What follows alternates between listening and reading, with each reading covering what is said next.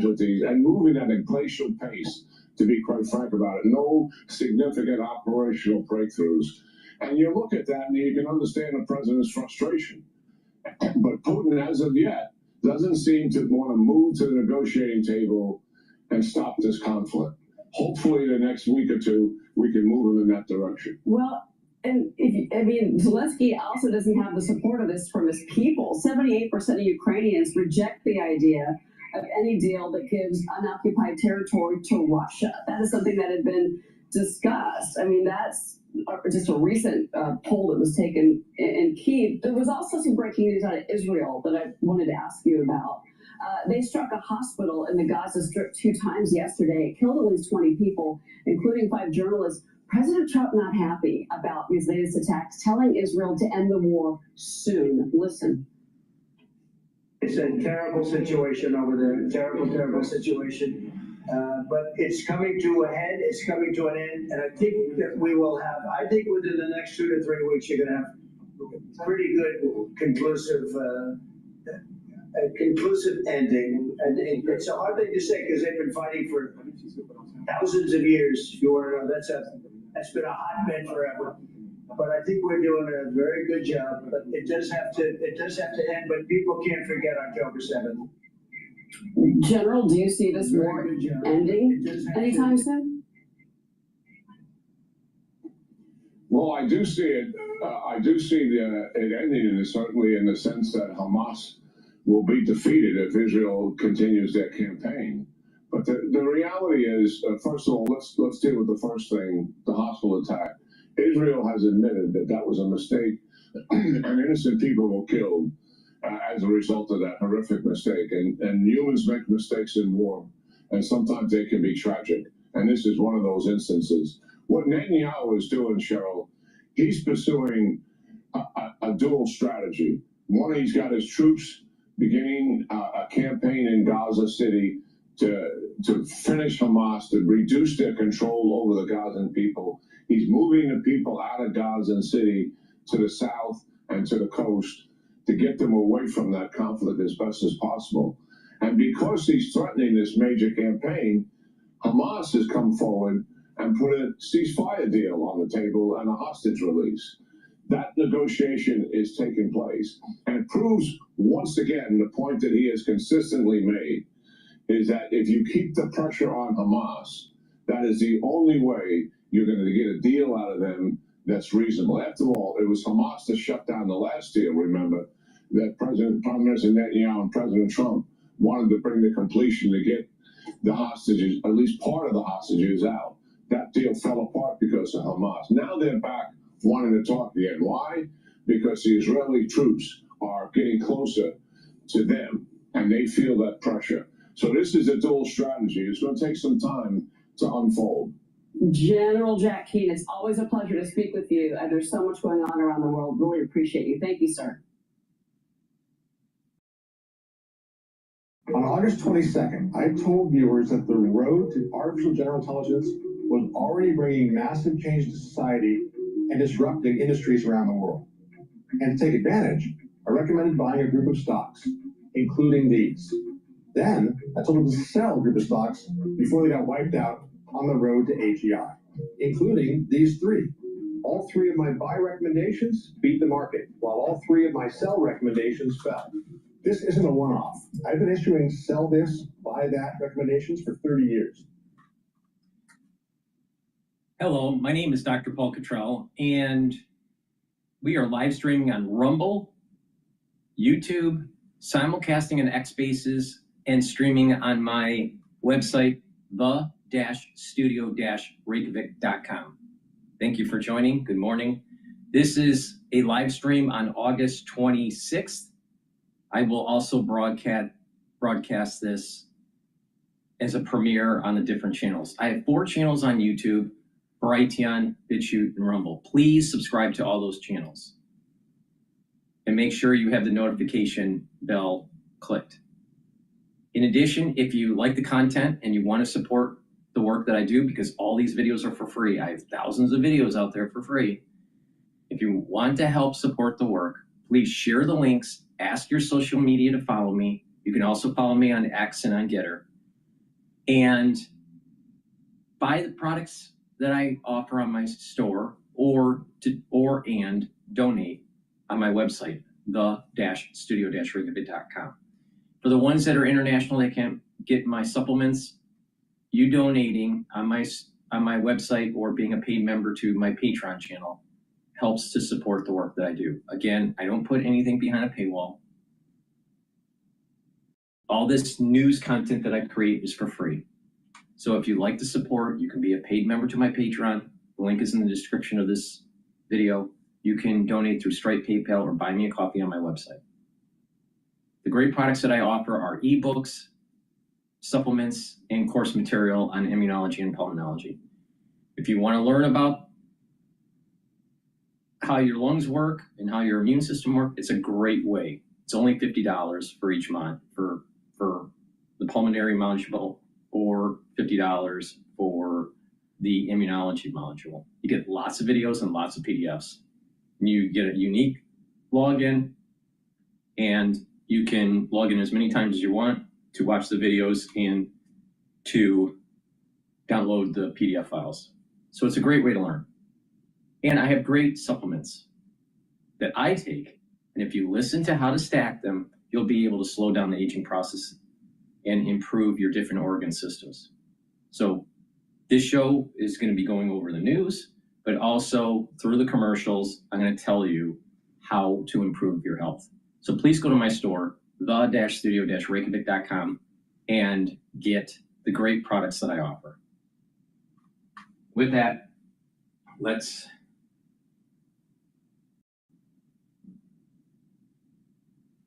take a look at some of the news that's been breaking here.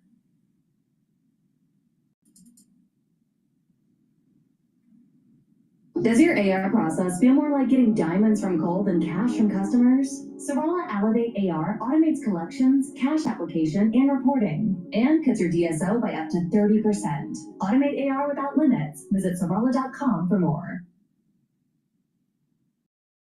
When my team pitched the idea, I thought it was impossible. The pan that sears like stainless, lasts like cast iron, and doesn't use toxic coatings. We've got the right man at the table this morning to talk about all the news out there. President Trump saying he's going to be firing Fed Governor Lisa Cook, says he's fired her already. And the government, of course, taking a stake in Intel. Kevin McCarthy is here, former House Speaker and now Alpha Institute Chairman. It's great to see you as we try to understand what this all means. First of all, just tell me what you think of the firing. And do you believe, as we were talking to Steve Leisman before, that she has been fired, she's officially fired, and now she's going to effectively have to go to court to keep her job, or Trump is going to have to go to court to keep her from going to the job?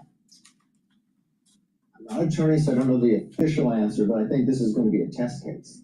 We're going to find out. Is there cause? The president has the right with cause to remove her. Maybe there's another ability. She says she's going to stay, so I think it's going to come down to the courts. But do you imagine that the next time she tries to walk into a Fed building, She could have a problem. there are going to be security folks from instructed by the White House to effectively prevent her from making her way? Well, the law into the Fed says building? the president has the right to. Because the president already issued her firing, and the reason why, and he named the statute in the firing, and he said it was effective immediately, and it was because of mortgage fraud between two different states within a 2-week period. Her position as Fed governor has been eliminated. So when she goes to the door and goes through security, they should be bouncing her back. She'd bounce her off the premises. And if she wants to fight the issue, then it should be fought in court. But here's another example where people of very powerful positions, like a Federal Reserve board member, doing things because they think they can get away with it. And then on top of it, doesn't it have there's a little bit of an element of a DEI and this entitlement attitude from the whole DEI and affirmative action realm. And this is what I've been complaining about for many months. And it's about time that people push back that are conservative. It's about meritocracy. If you work hard, if you play by the rules, you should get preference, not for people that are trying to skip ahead of the line and feel as though they're entitled. I'm against people that think they're entitled if they're white or black. It doesn't matter, right? But this whole DEI woke agenda created this kind of problem. What's some of the common themes? Loretta James and Lisa Cook, mortgage fraud, powerful positions, think that they're above the law, think they can get away with it. What about Adam Schiff? A lot of these people that are in politics, they're doing things because they feel as though they're above the law. No. They should bounce her off the premises. And if she wants to fight it, then she can fight it in court. Somebody for cause. So he laid out his cause, and I think the way the law reads is she's removed now and she's going to have to go to court to reverse that if she got a decision in her direction. Okay, so then the next question gets to maybe the larger picture about Jay Powell, who this president has been after for quite some time. Do you believe this is just a almost test case, if you will, for whether he could fire Jay Powell? It could be a test case. The problem with Jay Powell is that the only thing that potentially could warrant a firing of him is the mismanagement of the renovations of the Federal Reserve building. I don't think there's anything else out there that he can do to fire him. Because he reads economic data wrong, that doesn't justify it. Because he's late to cutting rates, that doesn't justify a firing. But his mismanagement of the building renovations and the cost overruns and the opulence of the design, I think he needs to be held accountable for.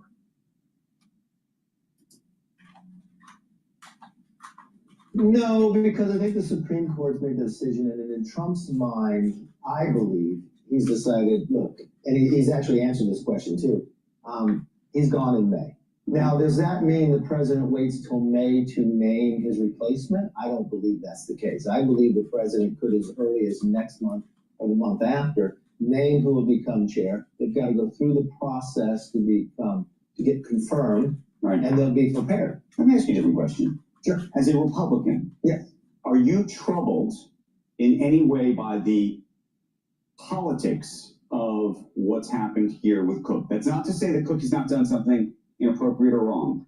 Steve Leeson and I were talking earlier. You can hold two ideas in your mind. You could say that she's done something wrong and this has been politicized. Yeah. Does this look to you like it's a weaponization of the president's role? Your business is crushing it. But unless they've got the right help desk software. Oh man, tickets just won't stop. Your agents can get Of the president's role. And I asked because there was lots of times where you came on before and thought that Here's the Biden- problem.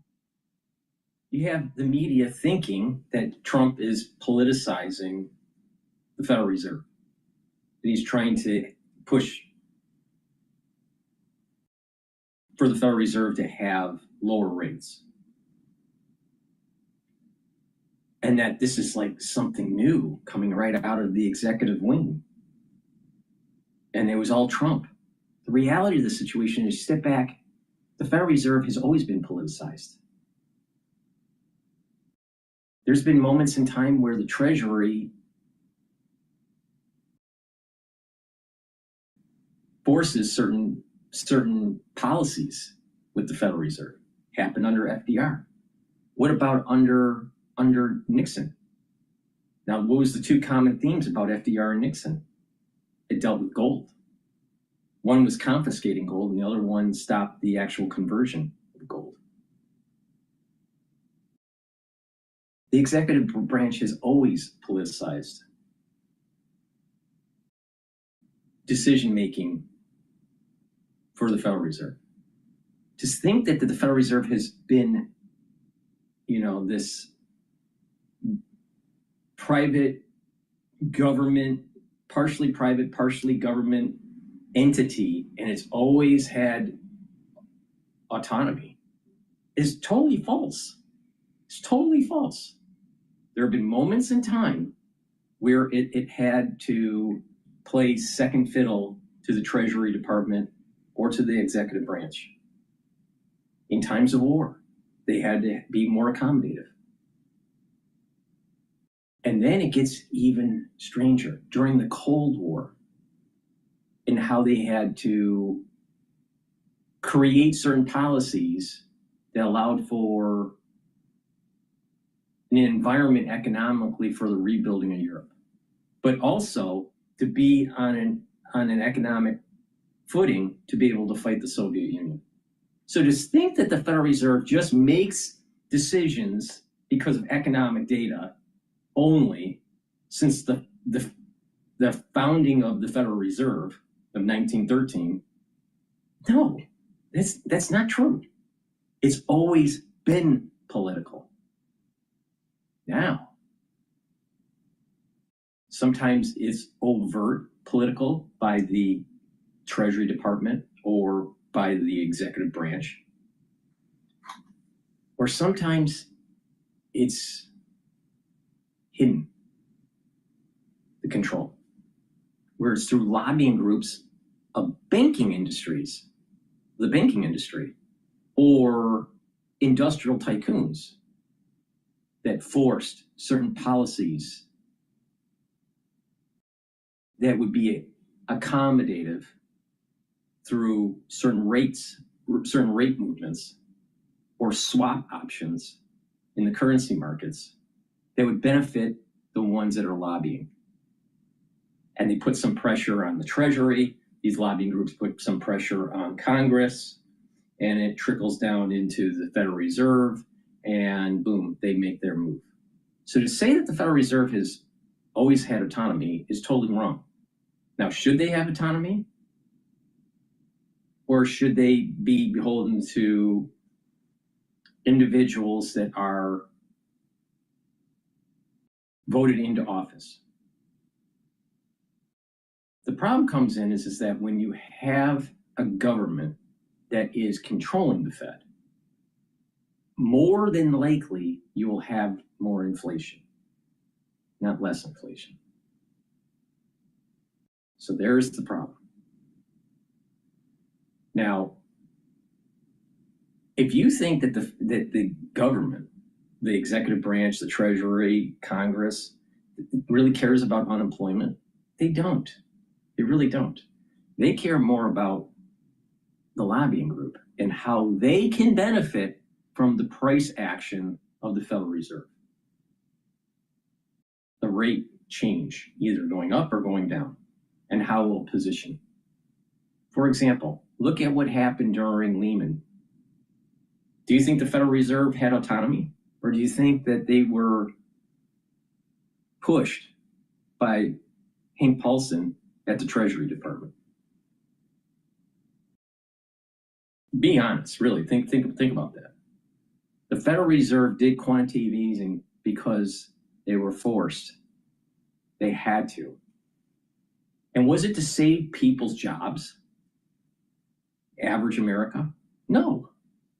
It was to save the banking industry because they had easy money coming in from Bernanke that fed the housing boom from 2000 to 2006, and then it crashed. And Bernanke had to pick up the pieces. So even during Greenspan's time, Greenspan was the Federal Reserve chairman before Bernanke. He had accommodative policies that fed into the over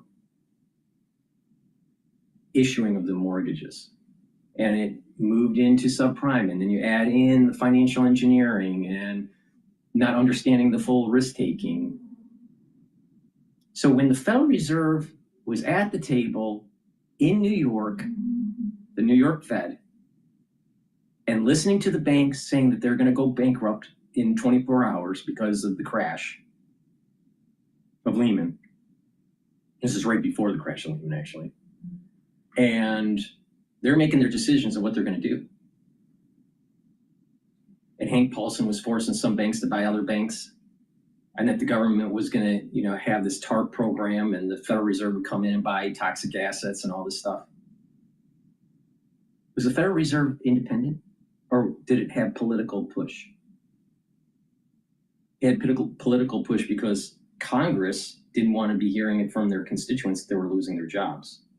Congress didn't want to be hearing from their lobbying groups that support their campaigns that their companies were going to go bankrupt because there was no lending going on. Congress was worried about their positions in the market and how it would affect their portfolio. So let's just stop the bullshit about, is Trump politicizing the Federal Reserve? The Federal Reserve has always been politicized.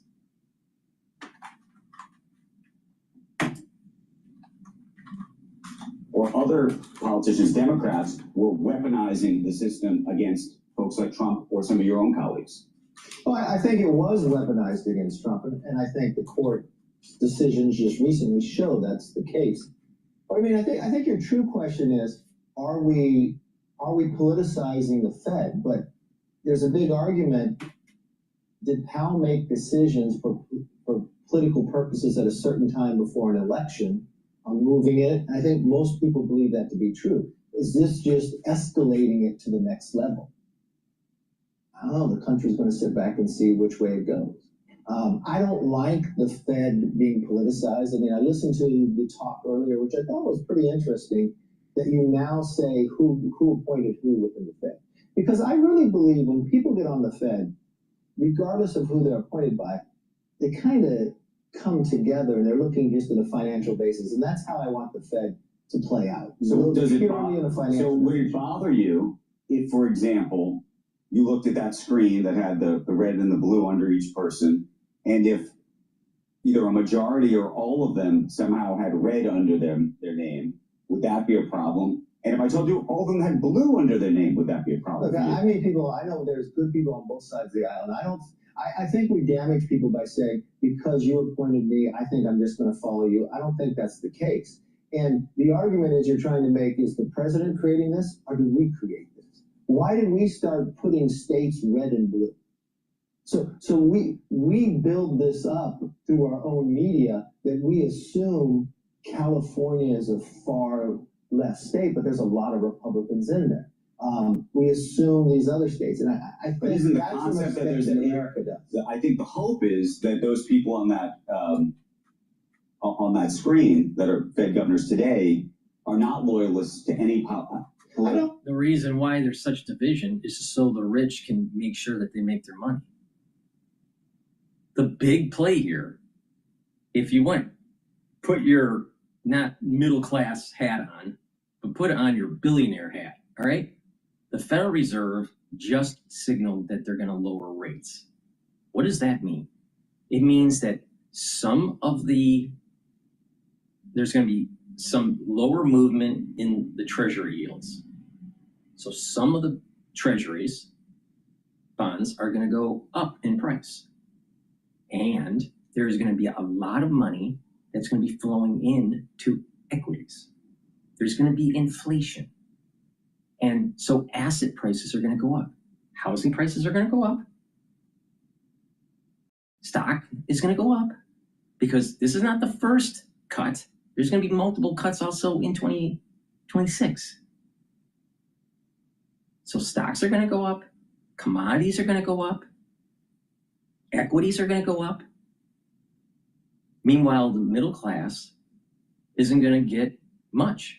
They'll have some exposure into the retirement funds, so they'll have some appreciation in their retirement. Some individuals that have homes are going to see an appreciation of their homes. And ones that are renting are going to have to pay more.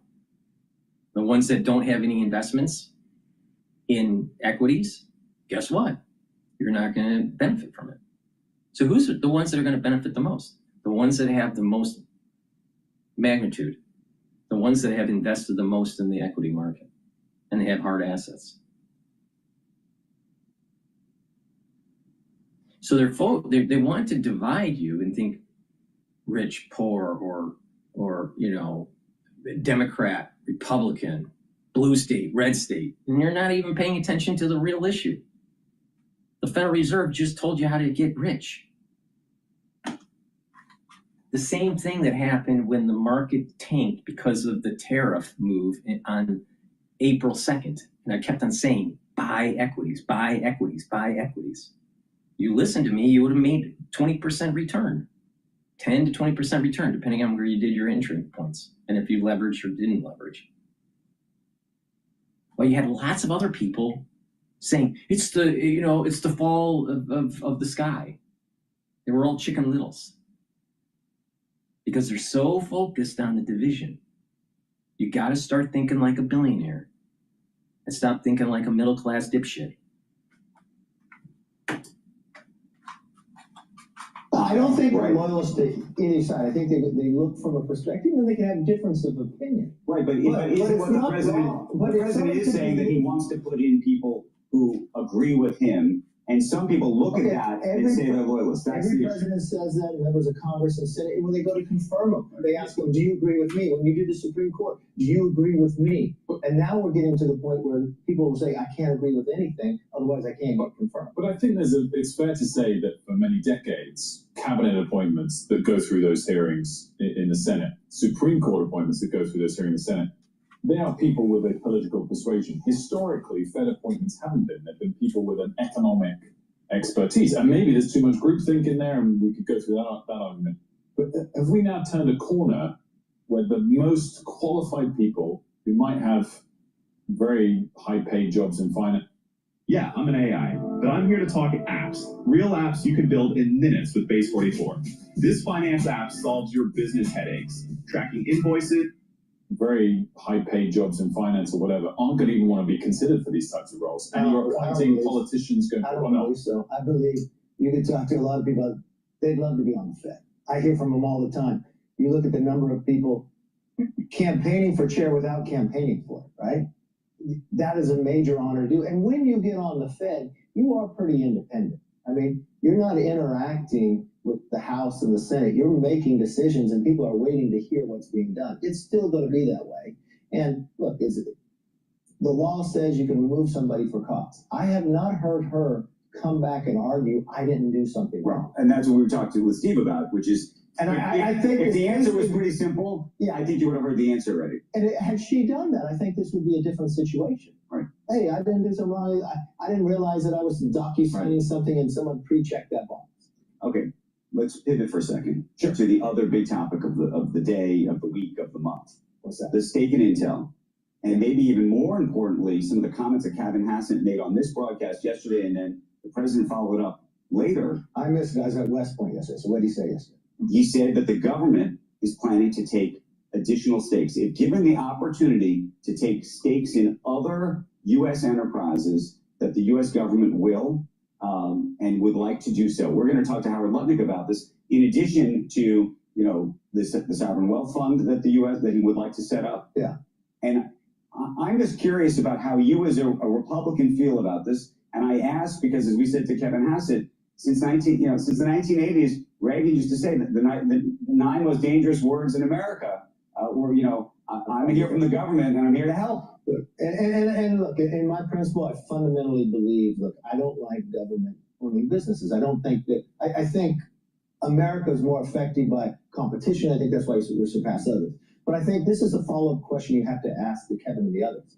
Intel is different than other companies. We are in a battle about AI and quantum, and chips are fundamental. And you've got China looking and Xi saying he's going to invade by 27.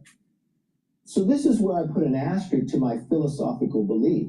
But I want government to do something about rare earth. I want to do something about chips. And I don't want to be beholden to China. Okay? Right. It's the whole reason. But then you support the sale of NVIDIA and AMD chips. Okay, I said, but let me finish. This is the whole reason I created the Select Committee on China, which is very bipartisan. Because if you read Graham Allison's Destined for War, okay, 16 times in the history of the world, the number 2 power has surpassed the number 1. Only 4 times they didn't go to war. If we had learned anything from COVID, we are too dependent on China. They control 90% of the minerals, 95% of the processing, and government came in and partnered with a mine, which normally philosophically I would oppose to, but I support that. So I would put an asterisk at this. If this is about chips, I'm going to say this is a smart move. Okay, can I ask a separate question then? Yes. Are you an advocate of NVIDIA and AMD selling their lower power chips to China and the U.S. taking an additional VIG in exchange for that opportunity? To me, it's not the question that we get money for doing it. I don't play into that. The question, well, you wish that we didn't put that in the mix because that does politicize it. The macro approach here is, how are we looking to compete with China? Are we looking to have 2 separate worlds with China, where then we're getting into a Cold War. Okay. Then we're saying China's taking one part and they're making a chip in this part of the world, and Huawei is dominating in this area, and we're going to try to dominate there. I think long term it's better that if we're worried about us being dependent upon them, I'd rather have them dependent upon us. Okay, play this out with me. Okay. How about TikTok? Yeah. So here we had Congress actually created a rule, a law to outlaw this thing because it was a national security threat. Yes. You and so many others came on this television program and said, hair on fire, this thing is an actual threat to the nation, and it's like an imminent, immediate threat to the nation, right? And here we are, how many? Okay, to be fair, this happened when I had left Congress. But in that law, if you read that law, it also put a provision in there for the president, like we do on tariffs, to have to pause or do something different. And I think from a political basis, 100 million Americans use this. And we dealt with this in a Congress. You do see all the inconsistencies here, right? Like you do see that the public looks at this between TikTok on one end, AMD and NVIDIA on the other end. The golden share. Okay, now wait a minute, but I think you're taking a small part and you're not threading all the way through. Because on TikTok, the president says he is going to do something. And this is what in the president's first term wanted to do with TikTok, but couldn't get all the way. Americans are concerned, everybody is, about our privacy, but more importantly about that data. So what I understand the president do, what he tried to do before, don't let that go to China. So put that into an American thing. But he's also negotiating with China right now. That's why I think the TikTok is still and it's a chess piece in the larger but I think if that data then goes to, let's say, Oracle or something and sits inside Texas, fine. That solves the problem that people, and that's being consistent. It started with a totally innocent free trial. Please go to my store, the-studio-reykjavik.com, and get the soaps that I have. They're structural nano silver soaps. I have 4 different types or varieties. And you can get it in charcoal tea tree, lemongrass, peppermint, and also in lavender. Get a few bars for your household. They're very high quality soaps made from structural nano silver, and use discount 5. You get $5 off any order. Now, I also have a foundational part of the protocol. And that foundation, to help slow down the aging process and to help boost up certain organ systems, that foundation is a probiotic and a multivitamin.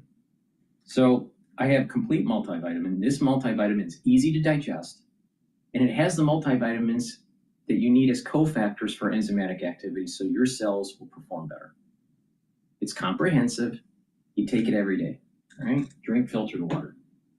And also for the foundation of the stack, take a probiotic. This probiotic is a powder. I also have a VeggieCap version. So take it every day, and with a good probiotic, you're going to be able to help digestion. Your gut health will improve. It'll help the right microbiome. You will improve your immune system. The mucosal lining of your gut will improve. The concentrations of IgA will go up, so your immune system will improve. You're reducing the chances of leaky gut syndrome, and you're also improving the communication between your gut and your liver and your gut and your brain. When you have a good gut biome, you're going to sleep better. You're going to be able to concentrate. It helps you to get rid of that brain fog. By sleeping on a regular basis, you're going to be detoxifying your central nervous system. You're consolidating memory, and you're going to be well rested. You're also helping with your skin. The health of your skin is affected by the health of your gut. So you get many benefits by taking a good probiotic. So go to my store, the-studio-reykjavik.com, get the powdered version or the veggie cap that I have on my store, and also get the complete multivitamin. Use discount 5, you get $5 off any order. It's all caps, discount 5. And if you spend $100 or more, you get a free gift until supplies last. All right, let's listen into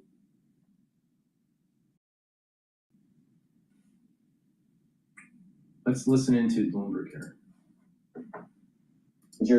What say you? I say definitely equal weight. Markets are going to display different levels of volatility according to whether it's the mega cap or everything else. Everything else, the kind of volatility that equity displays is the type of volatility that I think investors have now come to expect with their equity allocation. The volatility they're going to see in mega caps is something totally different entirely, probably twice that volatility. So yes, they need to hold both, but they need to have a much stronger stomach for owning the mega cap tech stocks only. So I would not lean into an overweight in those positions. I would be equal weight. And as you can see, there is some appreciation right now. Certainly for financials, they've had a good tailwind. And there's like the pharmaceuticals, like that Eli Lilly you showed, and a little bit more trading on fundamentals. I know this sounds really, really boring, but if you don't want to be stressed out, all you have to do is buy a broad index, Russell 2000 or S&P 500. Don't buy individual stocks. Why? One, to manage individual stocks is it's cognitively expensive. It takes too much of your own brain power. And two, you have idiosyncratic risk in the individual stocks. So if you're investing in, let's say, just NVIDIA, could you make money in NVIDIA? Yeah, but you can also lose a lot. What's better? If you want to be able to sleep at night, buy a broad index. That's a better play in the long run. Now, if you want to get even fancier, do a 70-30 split. Broad index with equities for your 70% of your money and 30% in an aggregate bond fund. And when you do that, you are going to be way better off in 10 years than trying to be a super trader with NVIDIA. Because most of the people that do that will lose money, not make money. Now, there will be periods of time where you may be making money, but then it's offset by losses. And it's just stupid to invest in individual stocks because of idiosyncratic risk. So don't do it. Don't do it. Through markets, we do know that the tariff effect will be maybe transitory in that it's one-off, but it is still to come. We know that those numbers have been absorbed by companies up to now, and the transmission effect has not really been seen. So yes, we are concerned about inflation, and that's why I would share the view of your previous guests around what this actually means in terms of the Fed. Does it mean that they will simply throw off the guardrails in terms of monetary easing? Probably not, because they have to look at the data. If inflation starts to get out of control, well beyond their previous target, they simply cannot, in their right minds, cut rates with abandon. All right, Ethan, and of course we'll get an update on inflation, at least in the U.S. when it comes to Friday's PCE numbers. Great to get some time with you. That is Moneta, Chief Global Market Strategist. The next video that I want to go to is a Fox News video. They were interviewing Stephen Miller. 90% of traders fail. The first mistake is what we call the strategy. With reaction, Deputy White House Chief of Staff for Policy, Homeland Security Advisor Stephen Miller. You know, Stephen, if I've been running a scroll of the names of people that have been shot and killed, you could predict with pinpoint accuracy how many people on any given weekend are going to be shot and killed in Chicago. They haven't lifted a finger to solve the problem. You know, they've fallen into this defund, dismantle, reimagine, no bail insanity. And now Donald Trump wants to help and they're mad at him? Look, we discussed this last time I was on your show. The Democrat Party does not fight for, care about, or represent American citizens. It is an entity devoted exclusively to the defense of hardened criminals, gangbangers, and illegal alien killers and terrorists. The Democrat Party is not a political party. It is a domestic extremist organization. Look at Chicago. They've shut down the police department. They've handcuffed law enforcement. And as President Trump says, they've turned the streets of Chicago into a bloody killing field. Here in Washington, D.C., before President Trump launched the federal law enforcement liberation in D.C., there was a murder on the streets of this town every other day. Body after body after body after body. That was Washington, D.C. Residents were afraid to go to restaurants. They were afraid to go into entire neighborhoods. They were getting carjacked right and left, raw. Welcome to America, run by the Democratic Party and George Soros. Now, what is interesting is that when there was money flowing through U.S. aid, right? And these different nonprofits and different NGOs, it seemed as though there were more riots, like sponsored riots in different cities. But right when Trump started turning the spigot off, and less money was flowing to the NGOs, less money was flowing to the nonprofits. Did you notice that, guess what? The number of big riots went down drastically? You notice that? So some organizations were getting funding from the government to fund these like BLM type, Occupy type movements. Now I don't know if it's been proven, but I noticed there was some tweets about how George Soros was actually getting U.S. funding through different NGO programs. And he was using those funds for riots, all right?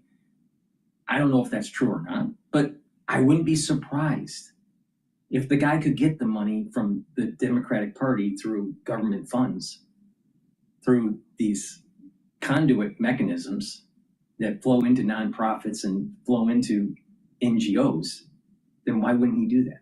Of course he would. Why would you think that he would use his own money if he could use the government money? So you are seeing as a data point, less big rioting in the summer that is related to BLM kind of stuff or Palestinian uprising kind of stuff, right? Because I think that the money trail has been severed. Now, to continue with Stephen Miller, there's still problems in inner cities run by Democrats over the decades where it's been an erosion of civil obedience, all right, civil harmony. New York, Chicago, LA, Boston. I'm sure there's many other cities that are having problems where it's like that broken window theory. There's enough broken windows, then the crime starts to go up, right? So you have this crime that's been building and building and building. And then you have the Democratic mayors. Well, last year, comparing to last year, year over year, the comps are showing that crime's less. Well, the problem is they're not booking all of the different crimes, especially the heinous ones, on top of no cash bail. So there is a multiple year effort, either because of stupidity and bad management or purposeful degrading of the city, that leads to crime, leads to these types of problems that Stephen Miller is talking about. So you have to have a sheriff that comes in, a new sheriff in town to clean up the mess, because it's the Wild West in these inner cities. Now, why is this? Why is this happening? Is it because of democratic policies that just automatically lead to urban decay? And that's just the inherent policy result? Or is it that they are orchestrating an effort where if you degrade the society enough, then you'll be able to usher in control, because the people in the inner city are now on their urban plantation. And it is now you can usher in this socialism. I can make an argument for both ways. It's either because of stupidity that just leads to urban decay, bad policies leading to urban decay, or that it's an orchestrated effort and they want it to happen. I can make that argument either way. I just don't know what it is. And maybe in some cities it's done on purpose, and maybe other cities it's just a negative externality of stupidity. But Democrats, usually, when they're running cities, drive wealth out, drive businesses out. Crime starts to increase, and it's a downward spiral.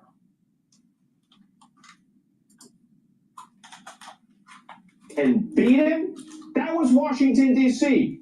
Now we're 2 weeks homicide free, the safest the city has ever been in its entire history. And the Democrats, instead of jumping up and down and saying, thank you, President Trump, thank you for saving our lives, thank you for saving our cities, thank you for scrubbing away all the graffiti, the trash. Exactly. Orange man bad all the time, according to CNN. The Democrats don't want to say thank you to anything. They don't want to say thank you that we have a all-time high or near high for the S&P 500. They don't want to say thank you that, you know what, we're going into the next economic boom. But there's going to be people that suffer if you don't prepare for the changes in the economy. No, orange man bad all the time. All the time. Him trying to create peace in Ukraine, between the Ukrainians and Russia. You have MSNBC demonizing him and CNN demonizing him. He's always wrong. Always wrong, according to them. No matter if he's trying to provide world peace and trying to bring back manufacturing, and they try to demonize him. Because orange man is always bad. The wine and cheese Democrat that benefits from just pushing paper and doesn't build anything. Orange man always bad. They don't want Trump to move the cheese, because the wine and cheese Democrats have been living too high on the hog. They don't represent blue-collar America anymore. They represent elite education populations. Why? Because that's where the money is.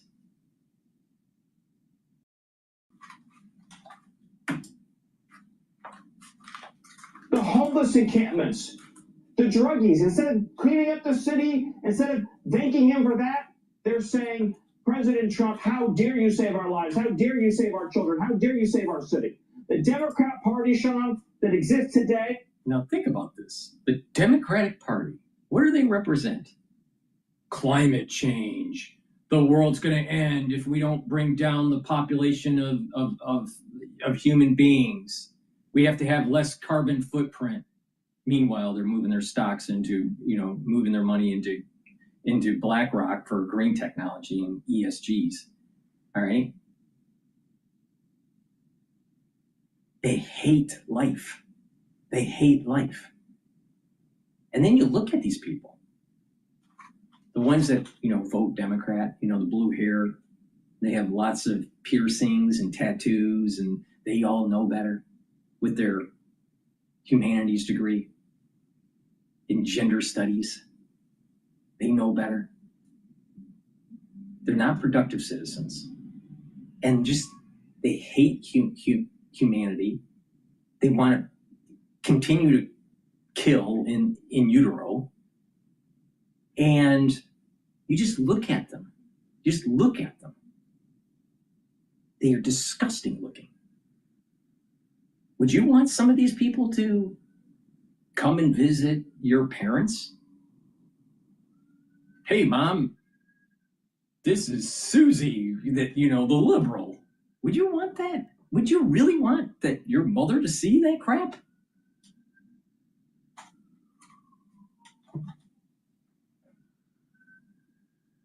They hate life. It disgusts me. I do not recognize that party, Sean. I don't recognize it, but the reality is you cannot pursue happiness in this country. Life, liberty, pursuit of happiness. You can't pursue happiness if you don't have the prerequisite of law and order and you can't pursue happiness if you hate everything. They hate everything. And then they don't realize that they're destroying society in the process. I mean, this is way beyond like the hippie movement during the 60s. Right? At least they, when they were relatively fit. You look at some of these people that are, rioting or protesting in the streets, these liberal agendas, and they take off their clothes and all this stuff. Do you really want to see that shit? Do you really want to see that? It's disgusting. It's absolutely disgusting. I don't know if they bathed in the last, 10 days. It's just, liberal people are disgusting.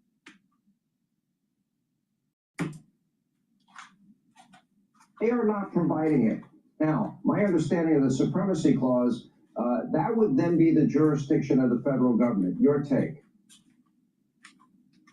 Absolutely, Sean. And first of all, thank you for making this basic point. You can't have happiness without security first. Look, if your streets are more violent, as these Democrat cities are. It starts with changing the mindset. Liberals hate life. You have to change that mindset. Once you start embracing life, then society can flourish. All right? It's not just clean the streets and then you're going to change the mindset of the liberal. No. You have to break this hate of life.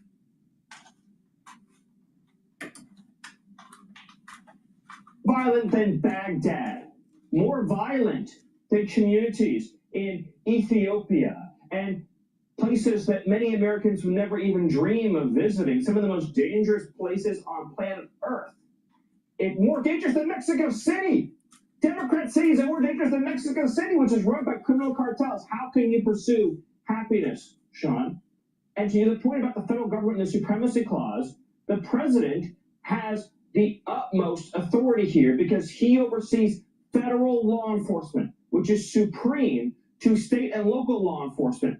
And all of these organized street gangs that are terrorizing these cities, that are dealing these drugs, that are trafficking in weapons, that are engaging in organized theft, armed robbery, carjacking, all of them are doing business with, at some level or another, the transnational narco-trafficking organizations.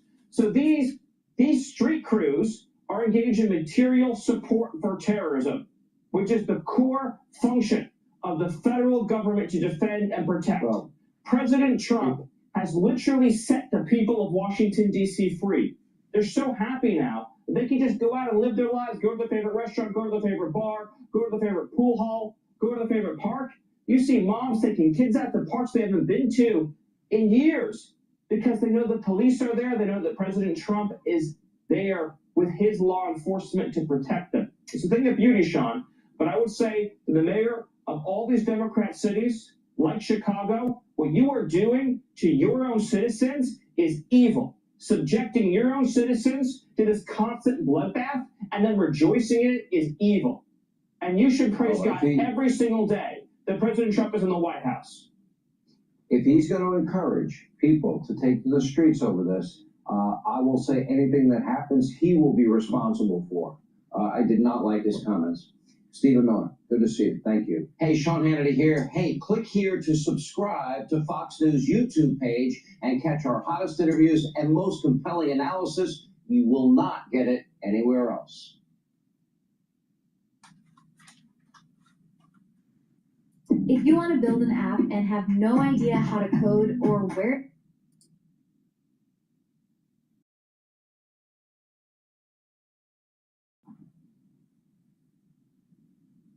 All right, let's listen into how they're blocking Trump's nominees for, I think, the federal court. Joining me on the other side of the aisle, Senator James Lankford. So let's pick up there, Senator, with this idea of this sanctions package, the idea of enforcement, especially when it involves third-party countries. Will it work, and are Republicans going to wait for a signal from the White House to go ahead and pull that trigger, or at this point it's veto-proof, do you just move it forward?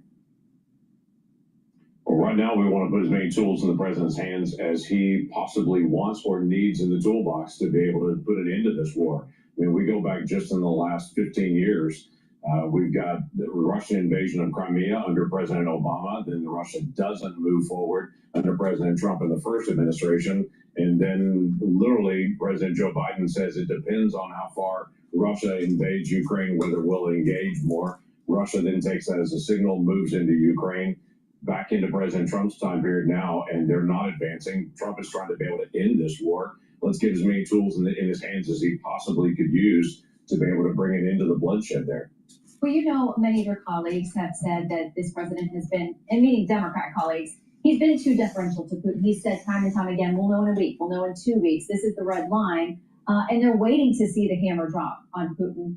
This is what Max Boot writes over at the Washington Post. He says, Putin's diplomatic offensive is merely creating breathing space for his troops to continue their war of aggression. Thus, the latest peace talks, far from ending the killing, are actually perpetuating it. What do you make of that? Yeah, it's so interesting. Every time President Trump tries to move to do something to try to end the war, Democrats will say it's not enough or it's the wrong thing. Joe Biden was not moving to be able to end this war. President Trump is actively moving to be able to end this war and to use every piece of leverage he can. He's dealing with a war criminal, thug, former KGB agent that is Putin. Putin does not want to end this war. He is the aggressor in this war and will continue to be able to push until he's pushed back. We're providing the weapon systems. We're providing the ability for Ukraine to be able to fight back. President Trump has brought together a remarkable group of European leaders all in one massive meeting in the White House to be able to talk about how can all of Europe be more involved in trying to be able to end this war, not just supply weapons to be able to help Ukraine perpetuate it, but how do we actually bring an end to it and have Ukraine as a standing sovereign nation at the end of it that continue to function. So Ukraine, as is mentioned, as you mentioned before on this, and your reporter mentioned, they've been a sovereign nation since 1991. They're just celebrating their independence. They have one of the largest prayer gatherings in their nation's history that is coming up actually this week. So they're fighting, they're praying, they're working towards maintaining their independence, and we should stand with them. Okay, that's, we will continue to track every twist and turn and maybe find out more about those security guarantees in a couple of days, what they would look like. Meantime, you got a lot of fights waiting for you when you come back from the August recess here in the Senate. There's going to be this funding fight with the threat of a potential government shutdown if there's not new funding by the end of September. Democrats have said some of that, they think that's their best leverage they've had in this second Trump administration so far, that looming fight. You're going to reintroduce a bill that would handle government shutdown. So tell us what it would do. And won't you need Democrats to get it past a filibuster? Because I don't know that they sound like they'd be supportive. Yeah, it is just this crazy, silly season in the Senate right now, trying to be able to get to legislation. Democrats have blocked all of our nominees and for President Trump and the confirmation there, all of them. This has literally never happened before, that every single one of them has been filibustered, which when we're working through the nomination process, that means you can't actually get to legislation to actually do that part of our work as well, because they've slowed down all the nomination process. Now we've got to be able to finish all of the appropriation bills, 12 of them, by the 30th of September. We're not going to be able to get to all of those. We're out of time to be able to do it. So we're going to have some kind of continuing resolution to keep the government open. I've worked across the aisle for years on this. I have a bill called that prevents government shutdowns. It is very simple. It is quite frankly something my mom would have taught me years ago. That is, if you don't finish your work in class, you got to stay after to be able to continue your work. This just basically says if we get to the end of the fiscal year, we don't have all the appropriation bills done, you got to stay in session continuously 7 days a week, and you can only work on appropriation bills until we actually get those things done. It locks us in the classroom and says stay at work until you actually finish this part of it, and you can't work on other things on it. It puts pressure on Congress where it needs to be. We need to end government shutdowns and the drama of this, but we absolutely need to have the fight on debt and deficit. With $37 trillion of total debt as a nation, let's have the fight about budget, but let's not have it during a government shutdown. So the lockdown, the staying here 7 days a week, the working on only appropriations, I questioned whether Democrats would get involved with that. Will all your Republican colleagues vote for that? Oh, not only have my Republican colleagues vote for it, it has been in our conference rules that we approve of this for the last 6 years. Every single year, we have come up and said we want to end government shutdowns. We want to stop this drama. My dance partner on this is Maggie Hassan, Democrat from New Hampshire, that she and I actually wrote this bill together. It has had Democratic support on this. It puts the pressure where the pressure needs to be. No one goes home. No one moves to other things. We've got to be able to finish up appropriation bills. That's the basic work of the Senate. And right now, Democrats are working to keep us on confirmation and nominations to prevent us to get from all the basic other constitutional work that has got to be done. We've got to do both on this. We got to finish the fight on confirmation. That may mean fighting to change the rules there. We're working to be able to find a way to be able to get this right. But then also, we've got to be able to get to our basic rule of actually getting appropriations work done. All right, Senator, before you go, I got to ask you about this. What about the Sunshine Protection Act? We all want to know whether there's bipartisan support. We could finally get this across the finish line where we're not changing our clocks twice a year anymore. Is there any hope? I am all in. This is something I fought for. People made fun of me 4 years ago to be able to sponsor a bill that says we're going to get rid of time change on this. I have to tell you my favorite story. I'm in a Veterans Day parade years ago. A veteran deep in his 80s stands up watching the parade, comes to me in the parade route, shakes my hand in the middle of the parade route and says, "Before I die, will you get rid of time change?" I hate it. I have to tell you, moms don't like it. Farmers. I don't know. I don't really care about time change either way. Please go to my store, the-studio-reykjavik.com, and get the Gladiator Barley. Gladiator Barley, when you do resistance training, it's going to help you build muscle. It's a high-density protein. It's a powder. You mix it with soft foods, filter water, a smoothie, or even with milk. You take it every day and do resistance training. Now, what it'll do is help to build that muscle, bring down inflammation, soak up free radicals with superoxide dismutase, and help to detoxify your body. Now, detoxifying your body is going to help with your immune system, get your organ systems performing better, like your liver and your kidney and your brain, your vascular system. By bringing down inflammation, you're helping your vascular system.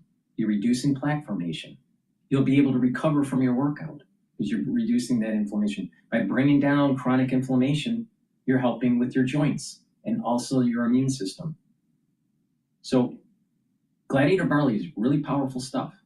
It's going to help you build muscle, detoxify your body, bring down inflammation, and soak up free radicals. Now, it stacks really well with Myotrol. Now, Myotrol has polyphenols, flavonoids, and lignans to be able to help with the gene expression to build muscle. Now, when you get older, you start to methylate genes. When you methylate genes, genes start to shut off or express less. Well, Cottrell reverses that. It helps you to do the gene expression that you need to build muscle. Now, gladiator barley is the high density protein as the building blocks to build that muscle. So you stack them together, very powerful stack to build muscle. Now, you don't need to be an Arnold Schwarzenegger, but by building up muscle and doing resistance training, you're reducing atrophy, you're slowing down the aging process, and you're helping to increase the density of your bones. So if you look at this from a holistic point of view, you're better off following a holistic protocol where it's proper diet, proper exercise, proper supplementation and stacking, proper sleep, learning new things. When you do all this on a continuous basis, on a regular basis, you're going to be able to slow down the aging process. This is what I do. It works. I'm in my 50s. All right? So please go to my store, the-studio-reykjavik.com, get the Gladiator Barley, get the Cottrell, stack them together, a powerful stack to build muscle. And by doing resistance training, balancing exercises, stretching exercises, and doing some cardio, you're going to be able to get your body healthy. Again, Gladiator Barley is also helping with detoxifying your body, bringing down that inflammation, and bringing down free radicals. So please go to my store, the-studio-reykjavik.com. Use discount 5, you get $5 off any order. If you spend $100 or more on an order, you get a free gift until supplies last. Alrighty. I want to play Victor Hansen here.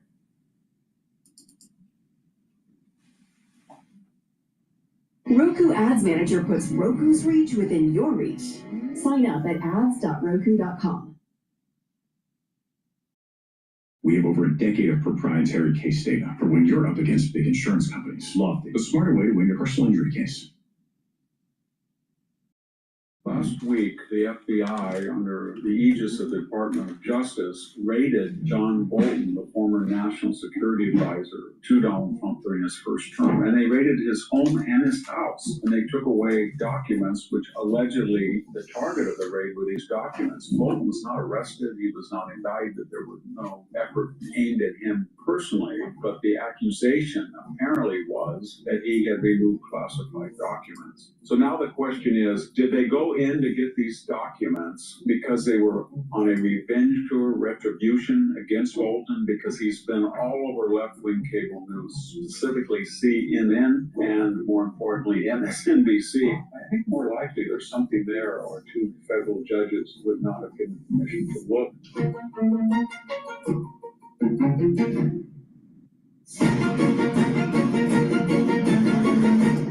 I'll tell you, the person that has the best soundtrack as they segue into their talk is Hansen here. Hello, this is Victor Davis Hansen for the Daily Signal. Last week, the FBI, under the aegis of the Department of Justice, raided John Bolton, the former national security advisor to Donald Trump during his first term. And they raided his home and his house.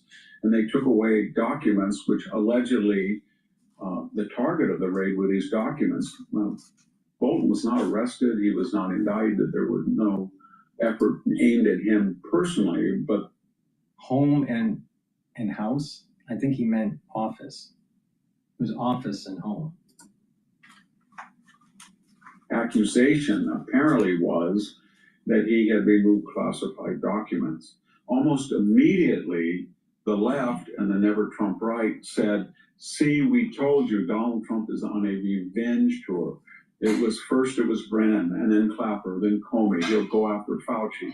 Anybody that doesn't have a pardon is fair game. But there's more to the story than that.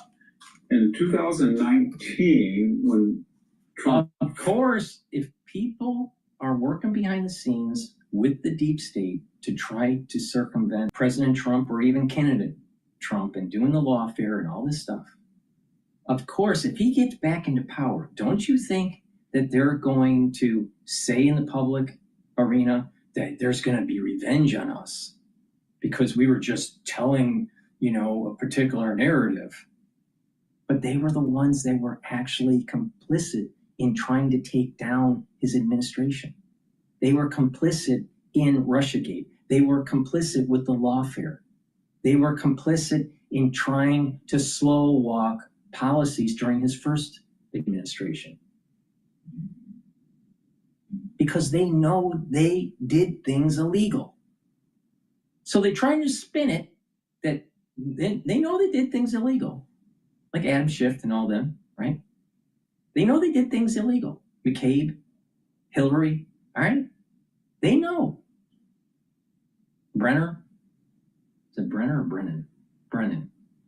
And when the government goes after them, if the DOJ goes after them, if the FBI goes after them, they're going to say in the public, this is just revenge.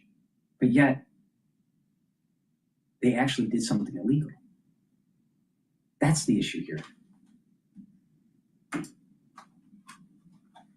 Hired John Bolton as National Security Advisor. He was writing a book, and he sold that book on the premise that he had been in the room. The title was essentially "This Happened in the Room." What happened in the room? And he took prodigious notes. So he was supposed to be this anti-Trump high-level appointee and famous in the conservative circles as a war hawk and interventionist, but he had intimate knowledge about... But I think that Hansen is missing a key feature. I'm sure in the FBI warrant that the judge allowed for them to investigate his mustache because I am sure that the deep state is in there.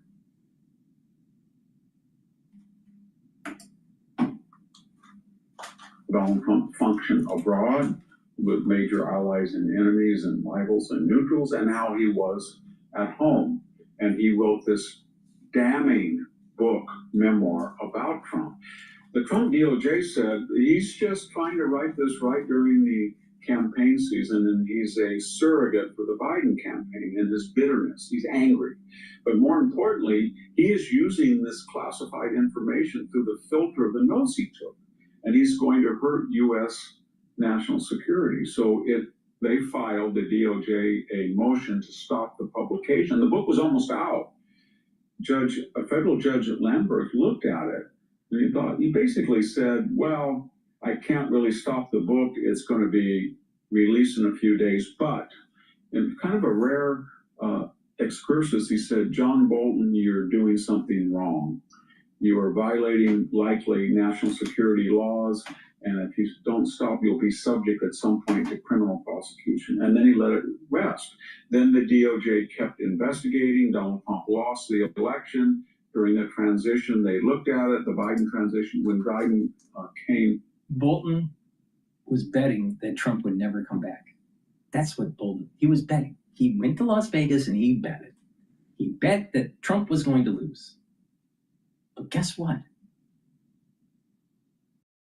Karma's a bitch. And Trump's back in office. And then all of a sudden, people are looking underneath the rugs.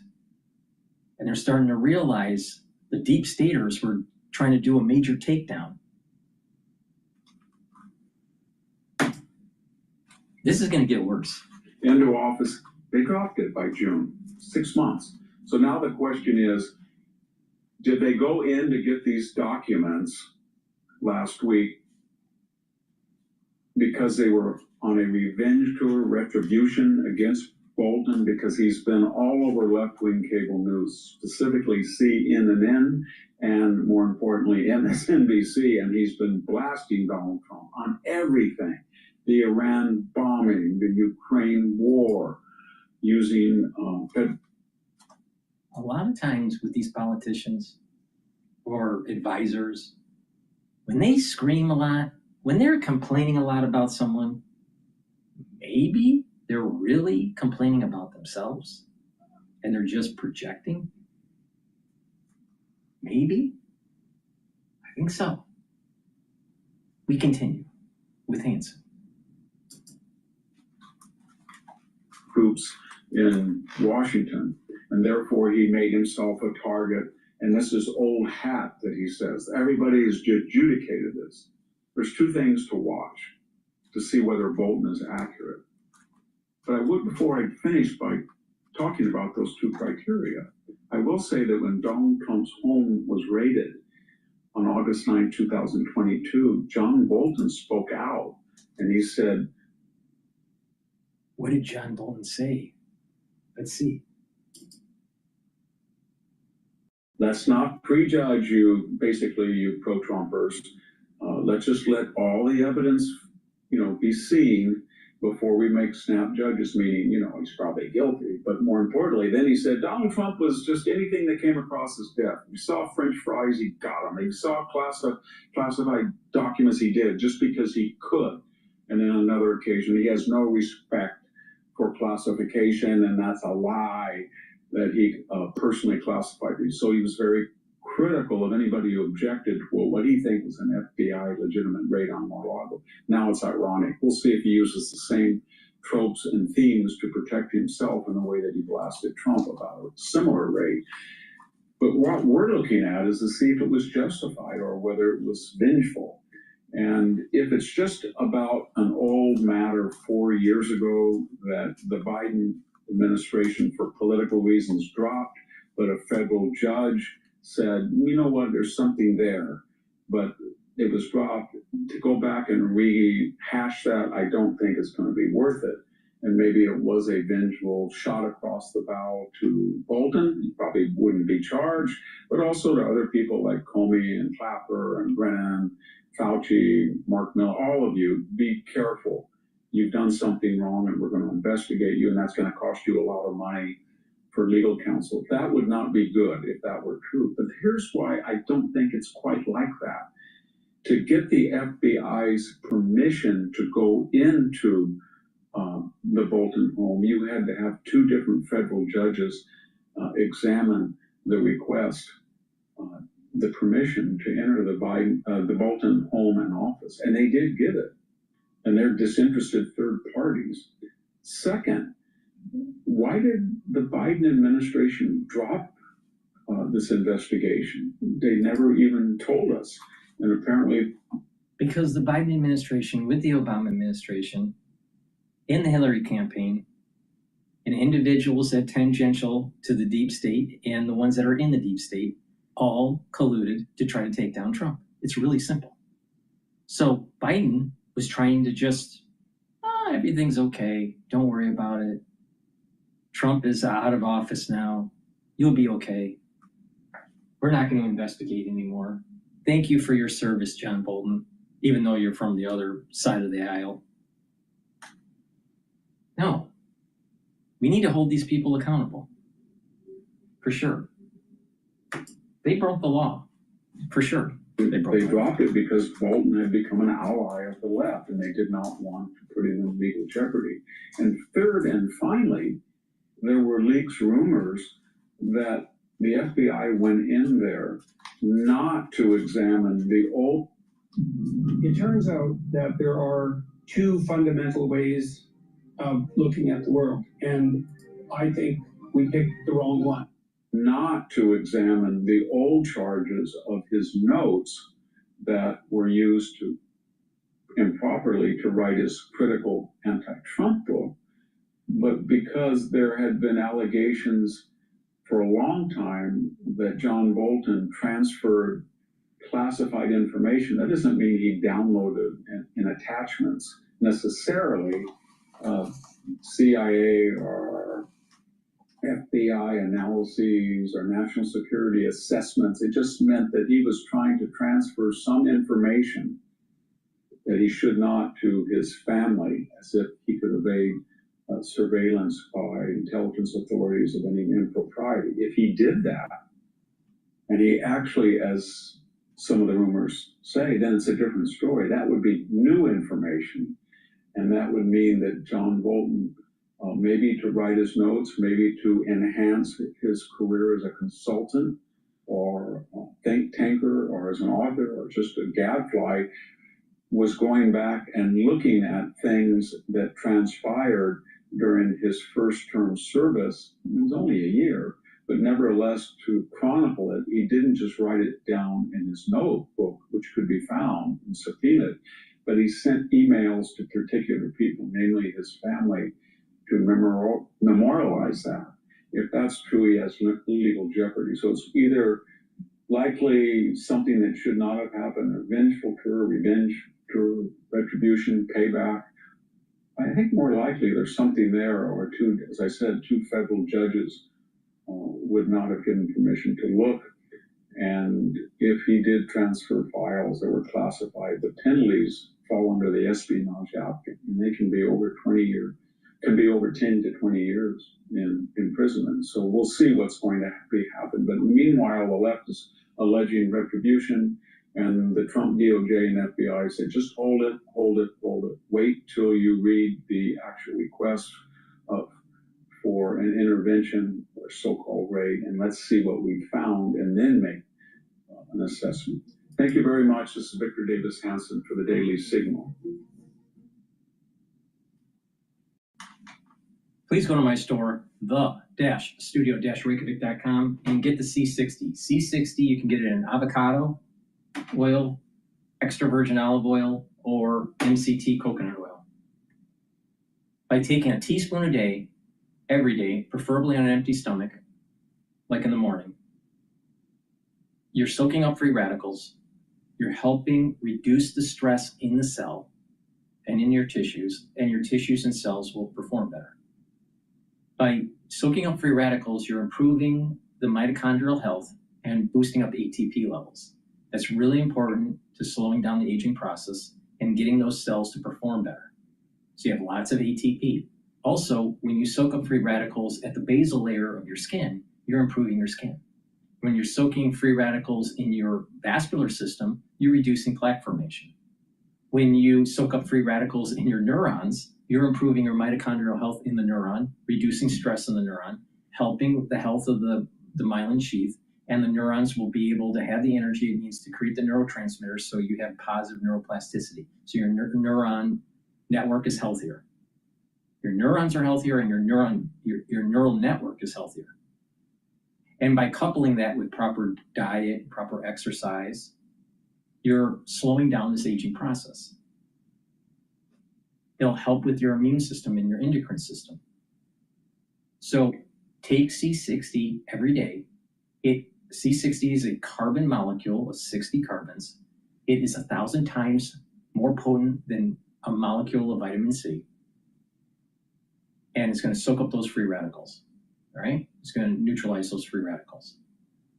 What's unique about C60 is with C60 is that it has an electron valence shell where the electrons are floating around, right? And it will be able to neutralize these free radicals, which vitamin C doesn't have.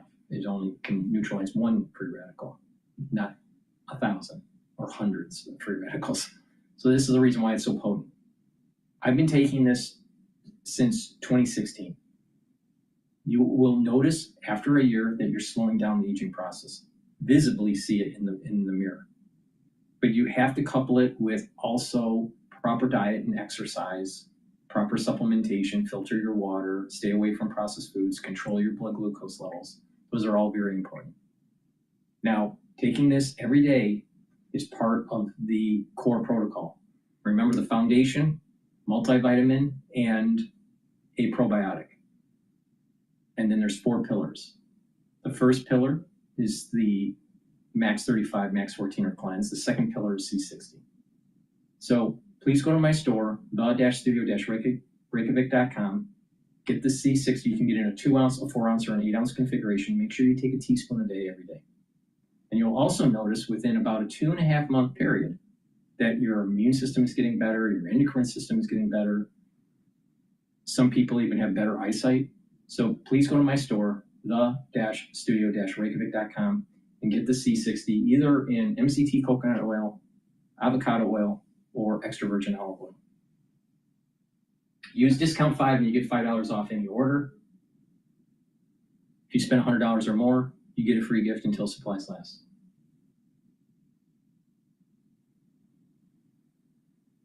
I want to play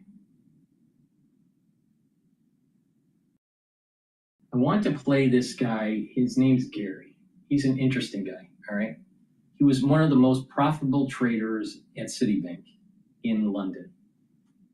And he's formally educated at the London School of Economics. So he's a smart guy, but he comes from a poor background. So he has a very thick accent. So you have to listen very carefully, right? But he's a smart guy, but there's he's not as polished as other people of higher means. But he's hitting on something that is happening in the UK. Now, the reason why I'm playing him on this show is what is transpiring in England and in the UK with the Bank of England and just the overall economy and inflation. I think it's going to set in motion a larger event around the world. So pay attention to the UK. Right? A lot of people are just paying attention to what's happening in the United States. Pay attention to something in the UK. It's brewing. Now, there's the economy and how it can cause a contagion because of the banking industry. That's one. There's the higher inflation and the debt-laden society. So not just from an economic point of view, but a social cohesion problem where there is a discontent that is starting to happen in England. So I'm looking at it through a lens that is economic and also a lens that is social cohesion. All right.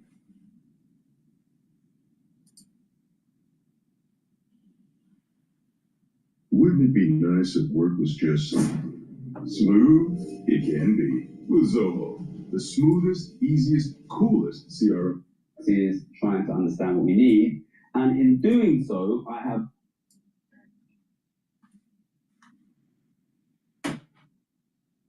He has a very thick accent, so you have to listen carefully. Okay, welcome back to Gary's Economics. Today we are going to predict the UK budget 2.5 months in advance. Okay, so I was going to do a video this week about how to convince your friends we need wealth taxes.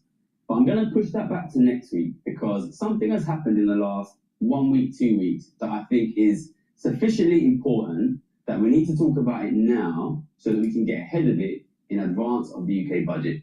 All right, so for those of you who don't know, the UK budget comes once a year. It's normally about the end of October, so it's not going to happen for another 2.5, 3 months. When it happens, there's always a stupid media show, and we always have an argument here where I say, I'm not covering the budget because it's a waste of time, nothing important happens. But this year, I think something very, very interesting is going to happen in the UK budget, and I think it's important we get ahead of it. If you are watching not from the UK, this is going to be very, very relevant for you as well, because what is happening in the UK budget is a good way of understanding a massive thing that is happening, not just in the UK, but in every country in the Western world, and what's happening here will happen in your country very, very soon. Okay, so as you know, one of the big goals of Gary's Economics summer-autumn season 2025 is I'm trying to infiltrate elite UK institutions because I think we're going to need some level of support from elite institutions in order to get the wealth taxes that we need. So in the last month, really, but especially the last 2 weeks, I've been cycling all around Westminster, meeting lots and lots of different people, trying to see whether we can get support for wealth taxes, trying to understand what we need. And in doing so, I have learned a little bit about what is going to happen in the UK budget. Now, usually, when I was a trader, I always found it interesting how the UK budgets were often really not particularly market relevant. They didn't really move the markets. And what that means, in my opinion, is basically nothing very important happens and policy very rarely changes in the budget. But But we, I think, are going to see some really interesting things in the budget this year. And the big top line picture is that there are going to be significant increases on taxation of the middle class. And when I say the middle class, I mean in the British sense, which confusingly is kind of the top 20%, but not the top 1%. Now, this is very interesting because the UK Labour government came into power on a very strong promise that we are not going to raise any taxes. And yet now, just 1 year into that government, it looks like we are probably going to get a significant increase in taxes, which will probably be extremely politically disastrous for this already very unpopular government. Now, so the reason why it's important and how you can see this in the United States, if we don't get the productivity gains from AI that is projected, there's going to be a higher probability of stagflation. And when we do have that, and bond yields start to go up, and we roll our sovereign debt to higher yields year after year after year, and you have these social programs like Medicare, Medicaid, and Social Security being given out to the baby boomers as they retire, it's going to break the back of the camel, and they're going to have to raise taxes.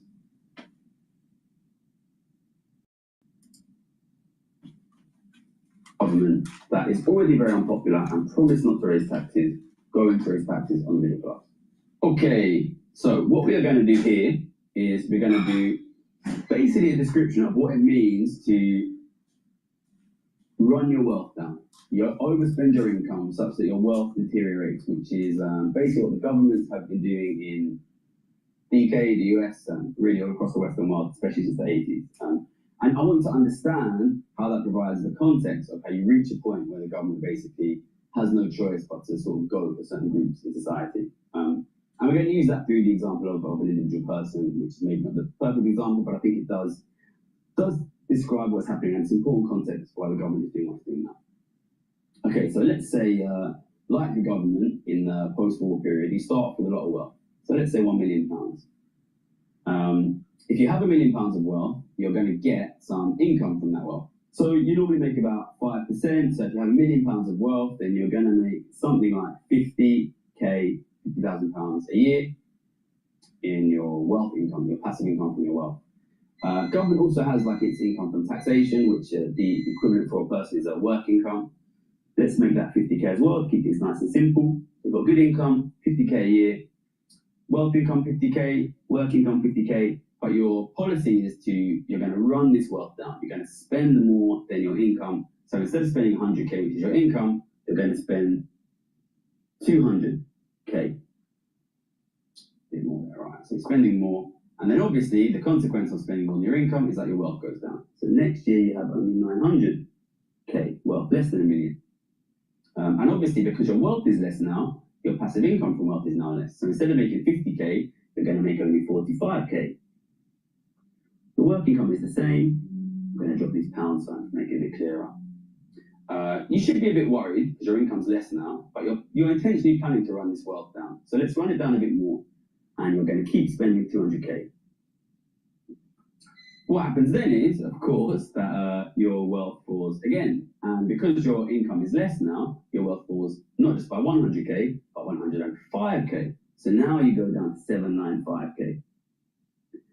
And your wealth income falls even further. This now falls another 5k plus a little bit more. So this drops to just 39.75k. This stays the same. Your spending stays the same because you keep running it down. And next year, this falls, see this fall was 105. This fall was just 100. This fall is 105. And now you're going to fall just over 110. It's like 110 point something. And it's going to drop down to 684 point something. And what you should see is that the wealth is not only falling over time, but the speed of the wealth fall is falling. So your wealth is falling in an accelerated way, which is kind of worrying. You can keep running this down and eventually you'll hit zero. Once your wealth hits zero, which we kind of hit, we were in this kind of period after 2008, before the COVID crisis. Now your wealth income is zero. your work income is 50. But it's hard now, right? Because you're used to spending 200 a year. And especially we hit this point in COVID where even though our wealth, the government wealth had fallen to effectively zero, we had to keep spending because of COVID. We used to spending 200 a year. Now, so everyone knows that I've covered COVID in detail, all right? But and I said that the reason why it was released was to hurt the Trump administration and potentially take out President Xi. And there were multiple releases, right? Going all the way back to August of 2019, all right? But the one that took hold was November. Now, what is interesting is during this period of time, there was quantitative tightening, not quantitative easing. Banks wanted to move stuff off the balance sheet.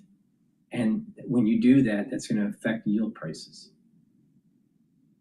I'm adding to something about the era that we went through. The COVID release was to shut down two things: population growth and slow down quantitative tightening.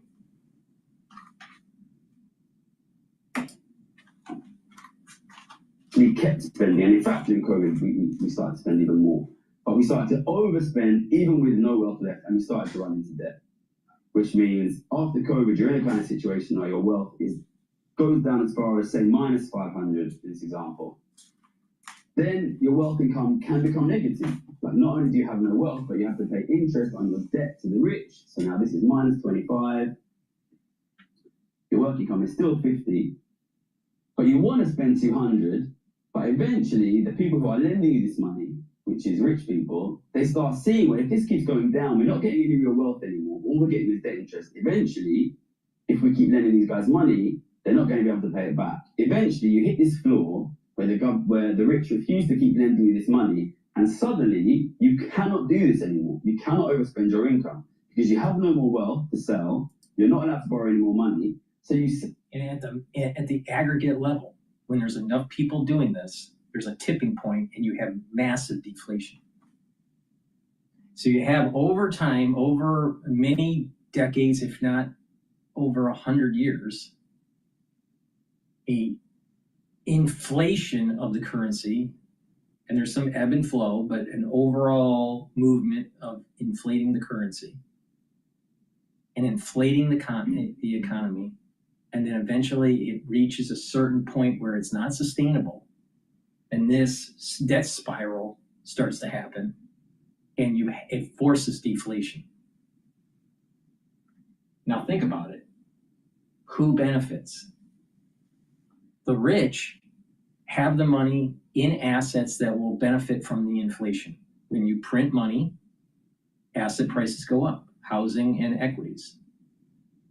The rich will have more paper, on paper, more money, all right? If they are smart, they get out at the right time, sell their assets. But, all right, now they have money that's inflated. So let's say they sell in a perfect situation at the peak, and they move it into cash, all right? And then now, so the market starts to tank and there's deflation. Now, as there's real deflation taking place, the value of the dollars actually increase. If you have money and there's deflation, the value of each dollar is worth more.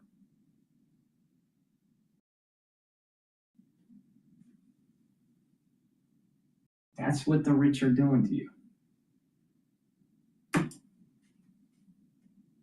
You have to bring this into balance. This deflationary, this debt spiral that leads to deflation is no different than confiscation of gold by the government. The rich are accumulating energy capacity in the inflation of the asset. They get out. There's a deflationary spiral because of the debt spiral of the middle class. And each dollar that they accumulated is worth more. So Bezos, Elon Musk will be rich even more. Even if their stock, let's say they move most of their money, sell most of their stock, and they keep it in dollars, but they have some in stock. Even if all the stock went to zero, the amount of money that they've accumulated in cash in a deflationary spiral will actually be worth more.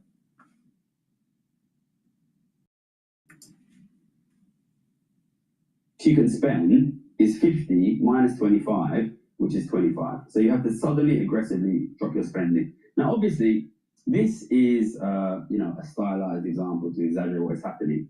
But what I want to point out here is that this naivety to the aggressive falls in government wealth leads to a situation where obviously, inevitably, eventually, you will run out of wealth and you will have to aggressively reduce your spending. And this is true not just of governments, it's also true of what's happened to the working class. It's obvious to be reminded of what happened during, for example, the sale of the council houses. If you sell your assets, and those assets are not accumulated by the public, but are accumulated by the rich, you will eventually hit a point where you have to aggressively reduce your spending. And when that happens, what are you going to do? You have now take a look at it from the government point of view. So there's three players here: the rich, the poor, and the government. All right? Now, the government is also losing out and needing to borrow money, and eventually it gets to the point where it can't spend anymore, and it has to spend less because it can't finance anymore. What programs are going to be lost? Medicare, Medicaid, Social Security. Who do those help? The middle class and the poor. So not only did the middle class lose out during the debt spiral and the deflation, but the social programs are gone because the government can't afford it. And all of the money has been transferred, not all, but most of the money has been transferred over to the uber wealthy.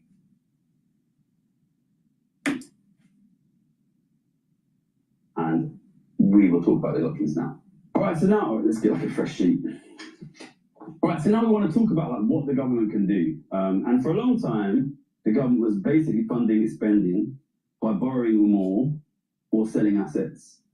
In either cases, you're running your wealth down.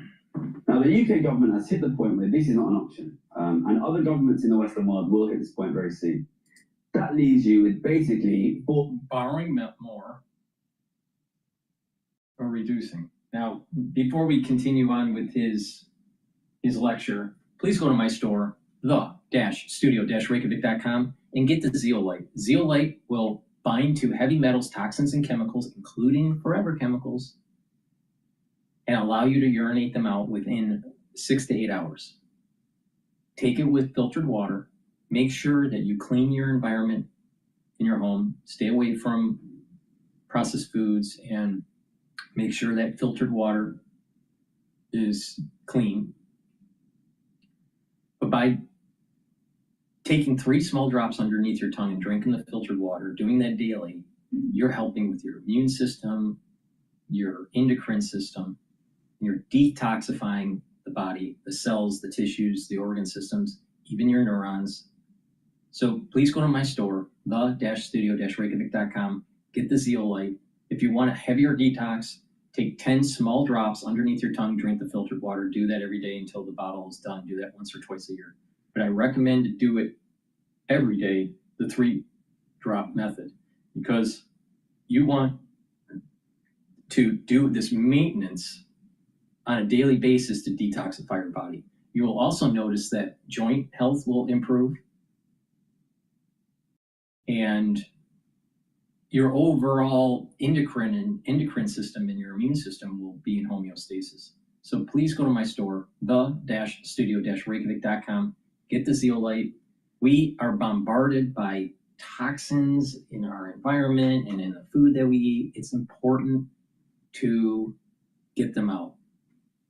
Another thing that I want you to do is stay away from, try to reduce plastic exposure with foods that you are putting in the microwave.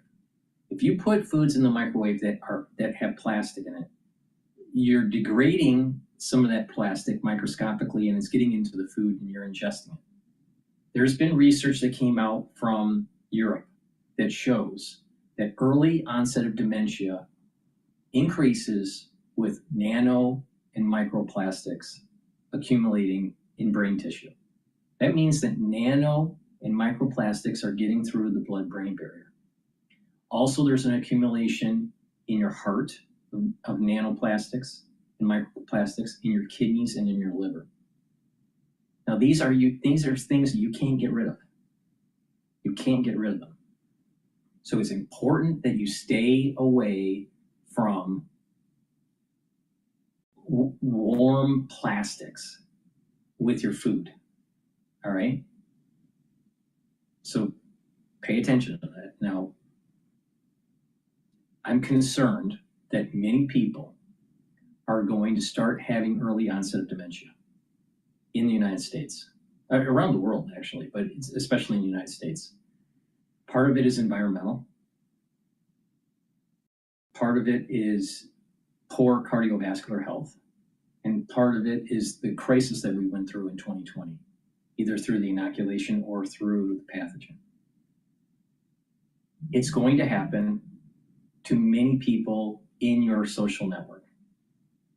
Family, friends, coworkers.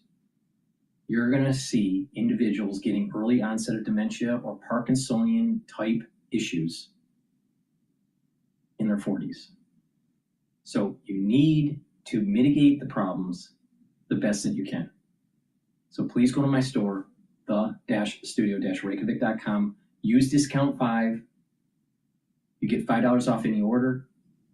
If you spend $100 or more, you get a free gift until supplies last. But it's important to detoxify your body. So you and approach this in a holistic way to slow down the aging process and to mitigate some of the issues that are taking place. Things you can do. Number one, and the thing which we constantly campaign for, is tax the rich. Don't tax the workers, tax the super rich. These are the guys who have the assets now. These are the guys who have the government wealth now. These are the guys who have the working class wealth now and are getting the middle class wealth. This is what I constantly campaign for. You should tax the rich. But our government, most Western governments, are extremely reluctant to do it. So what other options do you have? Number two is you tax the poor. Now, for a long time after World War II, ordinary people, the working class people, poorer people, did have some wealth, but that's gone now. There's no way you can tax these guys more. There's nothing to take. You cannot tax an empty bucket. No wealth here, that's not possible. Number three is you can try to slash the welfare state. Now, obviously, here in the UK, we had 14 years of what is called austerity, conservative austerity. If you're watching from the US, you're moving into your slash the welfare state period now. It doesn't feel great for the poor, but there's a degree to which you can do it. We've already done it loads in the UK. The UK government, the Labour government now tried to do that earlier this year. They wanted to slash spending on disabled people, and their own politicians basically blocked it, which means now Labour does not have this option. Which means you are left with only one possible option other than tax the rich, which is to tax the middle class. And when I say the middle class, I mean that in the UK sense, which is basically higher earning workers or non-super rich asset owners. And if you watch our video, the squeeze out, you will see that this is basically what happens. But if you allow these wealthy people to rapidly grow their share of the pie, first the poor loses their assets, then the government loses their assets and the welfare state goes, and then you are left finally with this choice that our UK government has now, your government will have very soon, which is you only have two options. Do you tax the rich or do you tax the middle class? And I'm here campaigning for tax the rich, but the truth is most governments at the moment seem to feel like their only option is to tax the middle class. So that is what you'll get. That's what we will get in October, and that's what you will get in your country very soon. And in the United States, what are we hearing? If you tax the rich, you're going to be pushing out investment, and and you're going to prevent trickle down economics and all this stuff. But another thing that he hasn't mentioned yet, and I'm sure he does it on other videos, the rich, by having so much wealth, has more voting power through lobbying their parliament or lobbying Congress. So in the United States, lobbying Congress.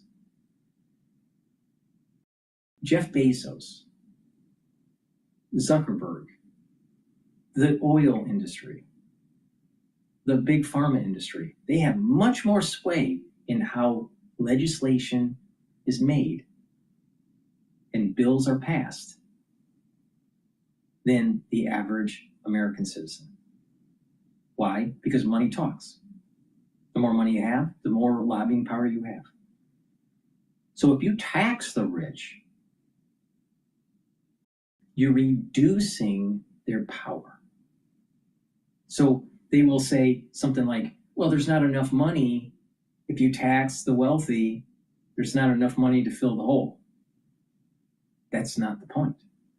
It's to reduce the power imbalance. That's the reason why you need to tax the rich. I'm not sure that he focuses so much on the power imbalance. This is a very important moment for you and for the country, okay? Billionaire-owned media will try to portray this taxing of the middle class, of richer people, as a battle between the middle class and the poor. They do not want you to realize that the reason the middle class are being taxed is because the government is aggressively, stubbornly, and stupidly unwilling to tax the rich. A battle is going to continue here. And the reason why is because of lobbying. That's why. Rich people have power. You take away their money, you take away their power.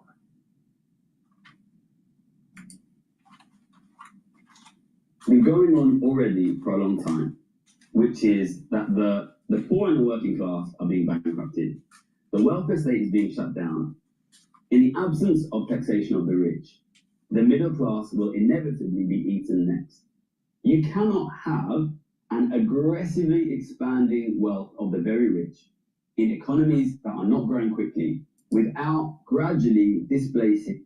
And another important feature to this is, how did the wealthy get their money? The Federal Reserve lowers rates, inflates the currency, asset prices go up, home prices go up, equities go up, and the rich get richer. The actual value of the company that they invested in does grow, grow to a certain amount, depending on what they invested in, but doesn't grow 20 times earnings. So things are traded at multiples way above book value. So the real economy is growing at a certain pace, 2.5%, 3%, sometimes 5% in some eras, but not 20%, not 15%. But stock prices for certain companies could go up that high or more.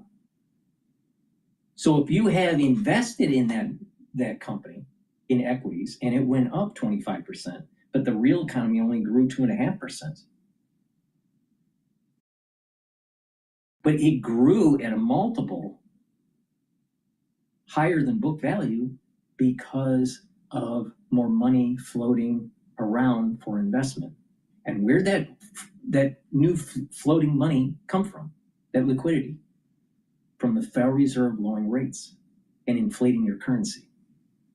So by inflating the currency, by lowering rates, see, the Federal Reserve is saying, we're worried about unemployment.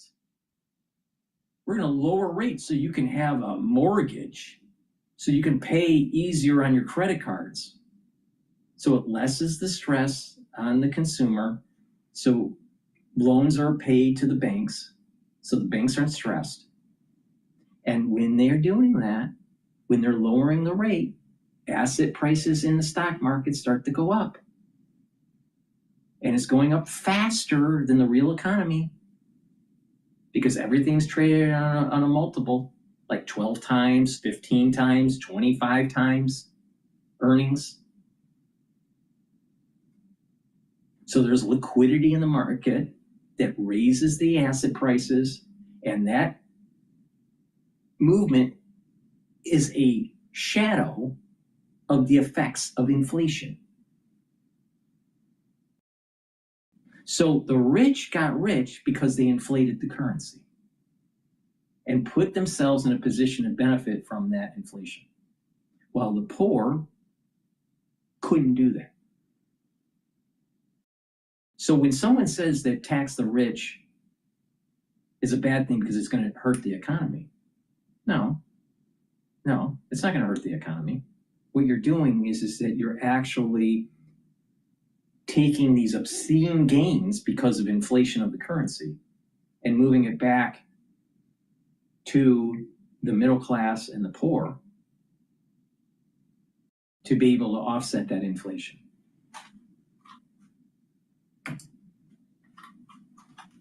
Every single other section of society, including the middle class. If you do not get systems in place such that you can tax the very rich whilst their wealth is aggressively growing, every single group of society, including the middle class, will be destroyed. But what the rich want to do is to separate out the middle class so that the middle class form an alliance with the rich and think that if we simply support and stand by the rich for long enough, we will be protected whilst all of the pain will be felt by the poor. That is not going to happen. If the middle class... He's bringing an interesting point because you see this in the United States. So the middle class, right? So you have poor, middle class in the normal purist strata. Poor, middle class, rich. But in reality, you have poor, you have middle class and upper middle class, and then you have rich and uber rich. So the rich are going to try to align with themselves with the uber rich, and the upper middle class is going to try to align themselves with the rich to just try to be protected. And you're seeing this because if you're a private business owner and that you're in that strata of upper middle class, you're going to try to push for less taxation. But it's really the uber rich that you need to go after. Alliance with the poor, they will be eaten by the rich, simply, basically, by the virtue of maths and compound interest. The poor have been for a long time. The government is being destroyed next. The government has nothing left now. There is only two options available now. Either you tax the rich, or you allow the rich to eat the middle class. I'm here speaking now to the middle class of Britain, to the middle class of countries across the Western world. What choice do you want? Whose side are you going to be on? Are you going to support the rich, who will outcompete you and your kids for the things that you need, for housing, for financial security? Or are you going to stand with the working classes of your countries to protect the wealth that your grandparents and your great-grandparents fought so hard to get for the ordinary people of the UK and the country in which you live? Listen, you're going to hear a lot about this in October. I'm telling you right here, right now, October is going to be another big step in a class warfare that has been going on for a long time. And the people who are winning are the very, very rich. Their wealth share is aggressively expanding. That is what is making it possible for ordinary people like you and your kids and your grandkids to own property. They are going to try to portray this as a battle between the middle class and the working classes, between the middle class and the poor. If you accept that battle, then you will ally with the exact people who are going to take away the wealth that you need. Go back and watch the video of the squeeze out, because everything that I said would happen in the squeeze out is what is about to happen in October. Listen, there's only a certain amount of resources in this country, there's only a certain amount of resources in this world. If you allow this super rich to grow their resources, you will lose your shit. What I want to make clear is, I think that what I do on this channel is very often mischaracterized, largely by billionaires and by billionaire-owned media or billionaire-owned bot farms in Russia. When I say tax the rich, when I say tax wealth, not work, I am doing that not just to protect working people, but also to protect the middle class. They constantly say what Gary wants is to tax high-earning working people, despite the fact that I constantly, aggressively, very clearly say I am trying to tax the very rich, the wealth hoarders, the asset hoarders, to protect working people, including high-earning working people. If you are a high-earning working person, if you are a working person who has a very high-earning working person, that what he's saying is what we would consider upper middle class in the United States. powerful job, you have influence in something like government, politics, media, think tanks, academia. I want you to look very hard at the situation we're in right now. What are you going to do? Are you going to stand by me, the person who says tax wealth not work, or are you going to stand by the billionaire media that is going to raise your taxes and take your wealth? All right, so that's it. That's the budget, 2.5 months in advance. It is going to be another step forward in a class warfare, which is rapidly progressing. Listen, there's going to be a battle here. The rich are winning. The rich are winning really, really, really aggressively. For a long time, the middle class have been relatively protected. That's going to change now. The middle class are going to start to get hit because you're the only guys left that have any wealth in a situation where the rich need to take more and more and more and more and more. What are you going to do? What are the middle class going to do? Are they going to stand with the poor, with the working class, who have already been impoverished, to protect themselves from the rich who are taking everybody's assets? Or are they going to allow themselves to be divided, in which case the rich will take everything, including the houses your kids need? Listen, we're going to fight against it. We're going to try to protect the ordinary working people from the super rich.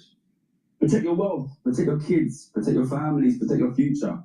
Watch the videos, understand the videos, send them around, send them to your friends, your colleagues, your family, your mum. Support the channel, support the Patreon. Tax wealth not work.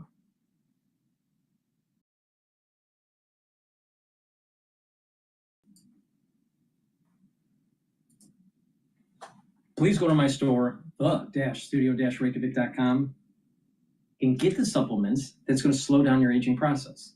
These are supplements that I take every day to slow down that aging process, boost up that immune system, improve the endocrine system, and with a holistic approach, you can slow down the aging process and extend your longevity. Magnesium and zinc helps with the immune system and it helps with brain function. Magnesium is super important for brain function. Like I said, you better start protecting your neurons. Vitamin C and magnesium helps with your skin, your immune system, and your brain function. Take them together. Also, magnesium helps with the efficacy of vitamin D3. So please go to my store, the-studio-reykjavik.com, and get the very high quality supplements. Now, we're going into the fall and winter season, so you better start stocking up. Get elderberry zinc lozenges. You can get it in a 21 count. And I also have drops, which are smaller than the lozenges. You can get them in blueberry, in cherry flavor, and also in honey and lemon. Get a few bags for your household. Make sure that you have some at work and at home. Right when you have that throat irritation, take them right away to mitigate the problem. You don't want it to fester. Trust me. There's going to be a lot of people out there that are going to stay in there having a razor throat. So guess what? It behooves you to get the lozenges and the drops. Be prepared. Use discount 5 and you get $5 off any order. Also, another great supplement that is dual purpose, and when you purchase supplements and you stack them appropriately, you get the max benefit of the dollars that you spend for your health. Olive leaf extract. Olive leaf extract will bring down inflammation and also help with your lipid profile. Help to bring down LDL levels and increase your HDL levels. When you do that, you're reducing the chances of plaque formation. Super important. Boost up the immune system by bringing down inflammation systemically.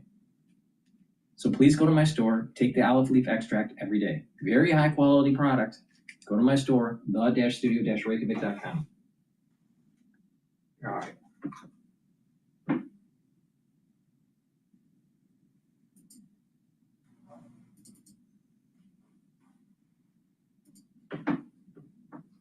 Trade on Robinhood.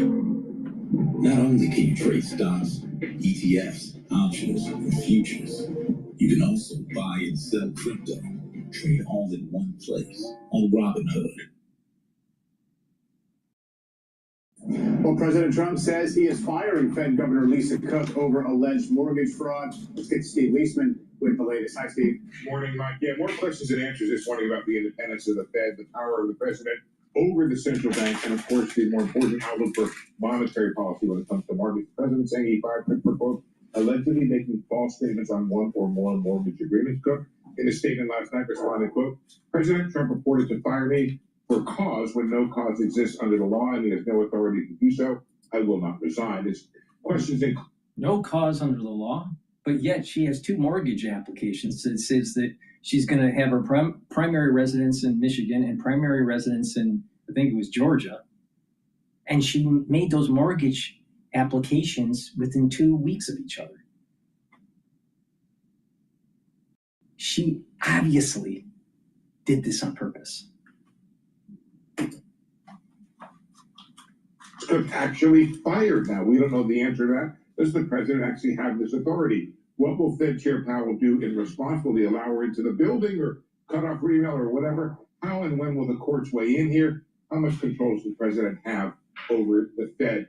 Many both inside and outside of the Fed have viewed the attack on Cook as political, part of an effort to force the Fed to reduce rates, but also many wonder if the charges of mortgage fraud have substance that should force a resignation. Cook has not responded to the charges per se. If the removal stands, the Board of Governors would have only 5 of its regular 7 members. Chair Jay Powell, appointed by both Trump and President Biden. Biden appointees Jefferson and Barr, and Trump appointees Bowman and Waller. The president has nominated CEA Chair Stephen Myron to a vacant spot, so replacing Cook would give Trump a majority on the board. Fed probabilities changing only slightly in the wake of the fire. September remaining at around 82% of a rate cut probability, that is, in October at a 42% for a cent cut, up a little bit. Overall, the market reaction you said this morning is modest. Could suggest for now this is seen as a limited action by the president, who has some rationale for it, and that it does not concern the more important issue of the Fed chair. It could also mean markets don't think that much about Fed independence. Guys? Steve, some references have been made in my X feed here to other cases such as that involving, I guess, Kaplan, Rosengren, Clarida. You obviously know all those people and the stories behind it, where there were some allegations of impropriety and they may have stepped off. Can you give our viewers some sense as to whether there is a correlation here between what may have happened with those cases and what this represents? Well, I think in those cases, there were violations of, in both the Rosengren and Kaplan cases, issues of trading policy and violating the trading policies. These were referred to the Inspector General, and these gentlemen, I think, ultimately resigned before the Inspector General came out with their reports, perhaps from internal pressure to do so. And these were, I think, a key distinction here, David, is on-the-job type stuff. They were on the job and they were doing some trading that appeared to violate the Fed's trading rules. I think the key here also, David, and this is something that I think markets are wondering about, is this was handled internally by the Federal Reserve. So the Fed, in ousting these people or getting rid of them, was acting independently of the executive branch. The president never weighed in, as I recall, on those things. So that's a big question here, is ultimately, you could imagine, David, a situation where this issue with Cook is handled internally by the Fed that would preserve the independence and still meet the criteria of the president for getting rid of Lisa Cook. Steve, appreciate that. We'll talk more about the market reaction later this afternoon. Chipotle just dropped Build Your Own Chipotle. A mini Chipotle experience at home. Feeds 4 to 6 people. We have a lot of food here. Lots of protein, rice, and beans. Everybody can make whatever they want, and there's plenty. All right, here we go. President Trump signing an executive order to end cashless bail in America, which he said, and I agree, is a major cause of big crime in this country. Somebody kills somebody, they go in, don't worry about it, no cash, come back in a couple of months. we'll give you a trial. You never see the person again. Cashless mail, we're ending it. I don't like going to a town, a city, place, a state, and then be criticized by some corrupt or incompetent governor where crime is rampant. I think the Democrats better get smart. And, you know, politically, I hope they don't, but actually in terms of love for the country, I hope they do, because it will be good to work together. Right. That's kind of strange. They were trying to get it together yesterday in Minneapolis with the Democratic, they had their emergency meeting. Did they get it together? Did they bring up crime? Let's bring in you, a Fox News contributor and host of the UU show.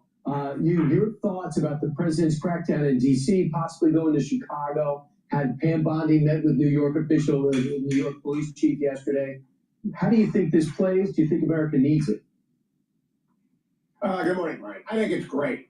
I want people to remember the context. President Trump is a criminal justice reformer. In his first term, he signed and he pushed for the First Step Act to get people out of prison. Have been given very long sentences, so he's very aware of the need for criminal justice reform. Cashless bail is moronic.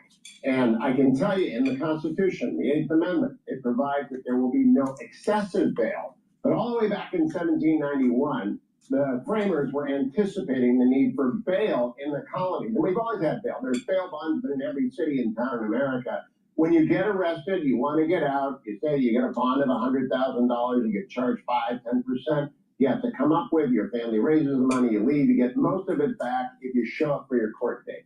If you have cashless bail, there's no incentive to come back. Your family's not leaning on you to come back. The people you borrowed the money from are not leaning from you to come back. And it doesn't work. People do walk away and they never show up. It's sort of like the immigration notice to appears that don't get served and don't get followed through. So I think President Trump has hit, again, one of these 80-20 issues. Democrats are wedded to the 20% on it. I mean, the land acknowledgement yesterday, that's a 90-10 or a 95-5 issue. But cashless bail, to the extent that Americans understand it, they all apply it because they don't want people suspected of doing a crime allowed to walk out the revolving door. So Donald Trump's ahead of the game here, and he does so with the credibility of a man who signed the First Step Act. I'd like to remind you, the First Step president. I understand that. And also, we should people know, you probably missed it if you're watching now, in Minneapolis, they had a Democratic meeting, at which time, in many ways, they showed they've learned nothing. You talk about stolen land. They came out and immediately said, okay, we just have to admit Minneapolis was taken from the Indian tribes 500 years ago and the Lakota tribe, as if that is any relevance today, but it also shows where their head is at, which is not with the American people. So the political strategist, Insha Rahman, weighed in when it comes to crime. This is how she recommends Democrats handle it.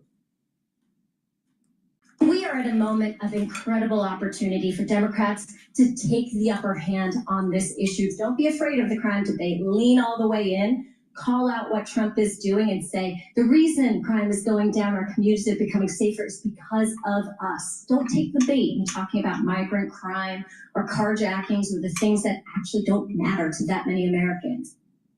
Okay, that last line matters a lot.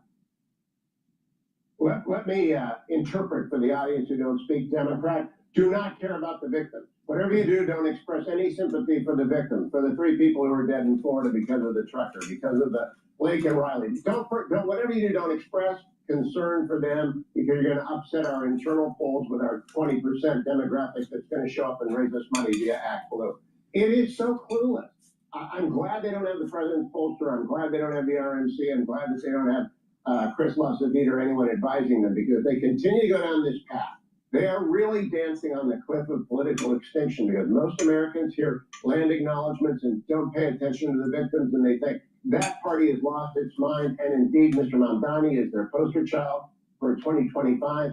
They have really decided that they're going to do the George McGovern thing in 1972 and try and fix a blowout. Trump won all 7 swing states. They're going to try and fix that blowout by going to the left. I don't think that's going to work, Brian, even if you got Gavin Newsom selling soap, because you're a very good soap salesman. It's not going to work.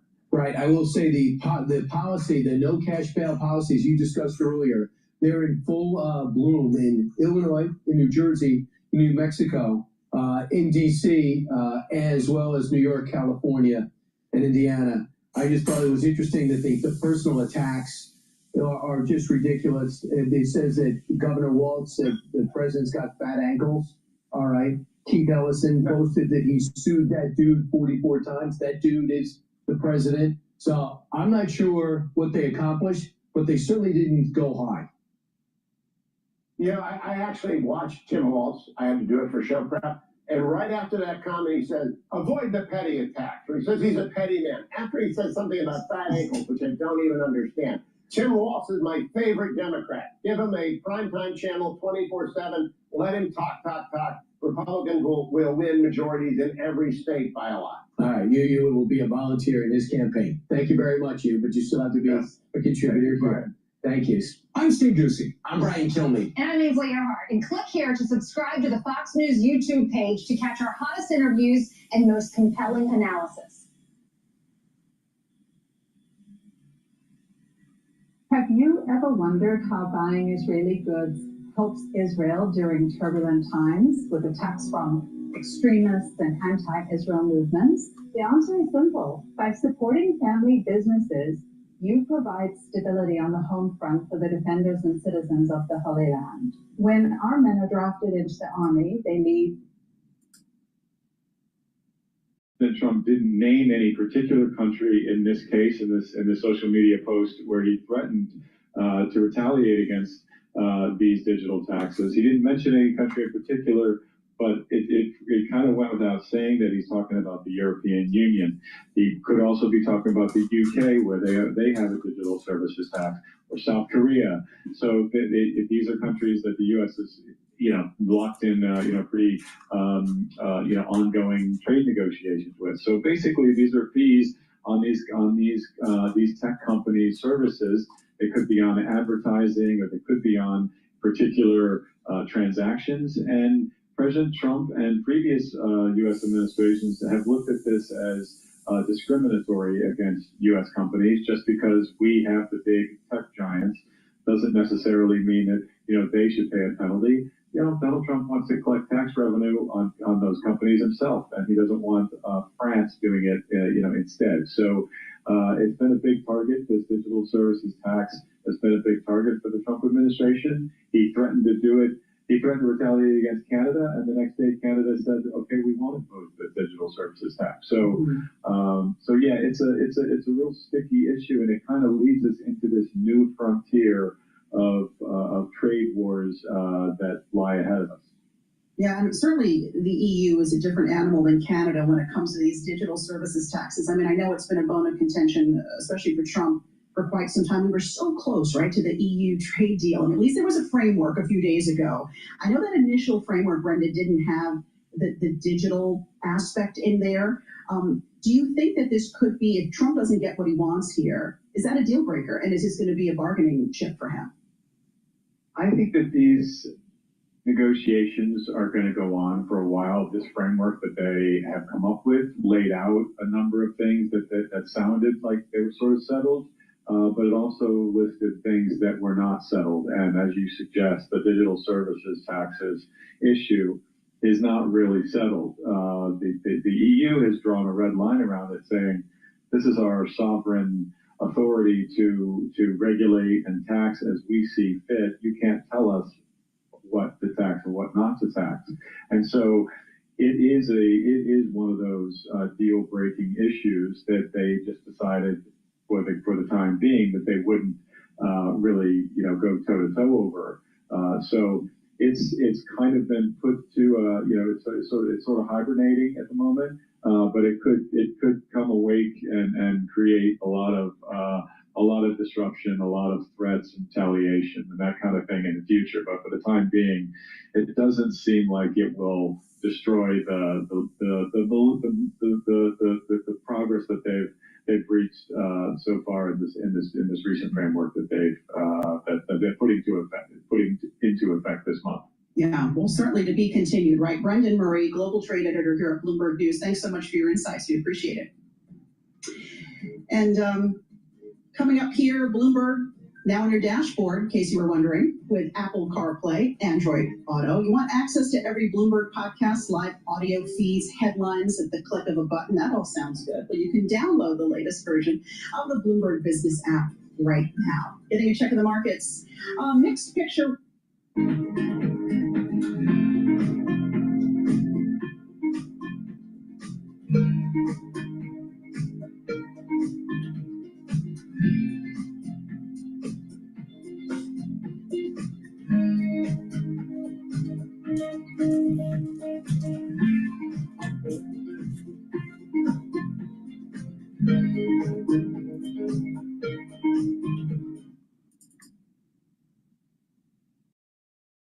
In other news, the US president has announced he's firing Federal Reserve Governor Lisa Cook.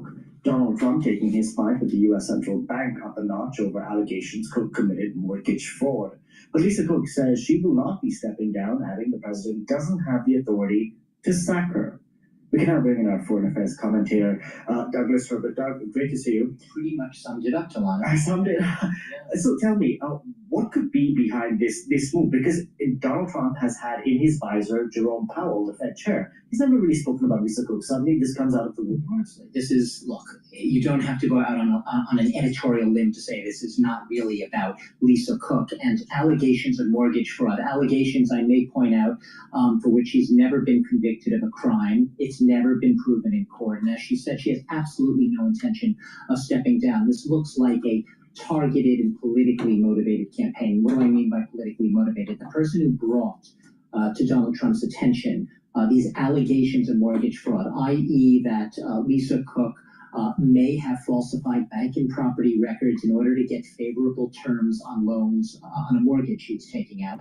All of these might be, would be, could be allegations have been used to sort of justify this move to fire her, which went ahead without her being consulted about. Look, what's really seems to be going on here is it's part of, as you sort of alluded to in the open, a broader push by. Now let's be honest here, okay? There seems to be a common theme for the mortgage fraud that was going on between Loretta James and Lisa Cook. What are some of the common themes? Black female. Women in power that feel as though they're above the law. DEI. They have certain types of agendas behind the scenes. This person is very powerful in the Federal Reserve. Being on the Federal Reserve Board is a very powerful position. And she broke the law. She doesn't deny that she did it.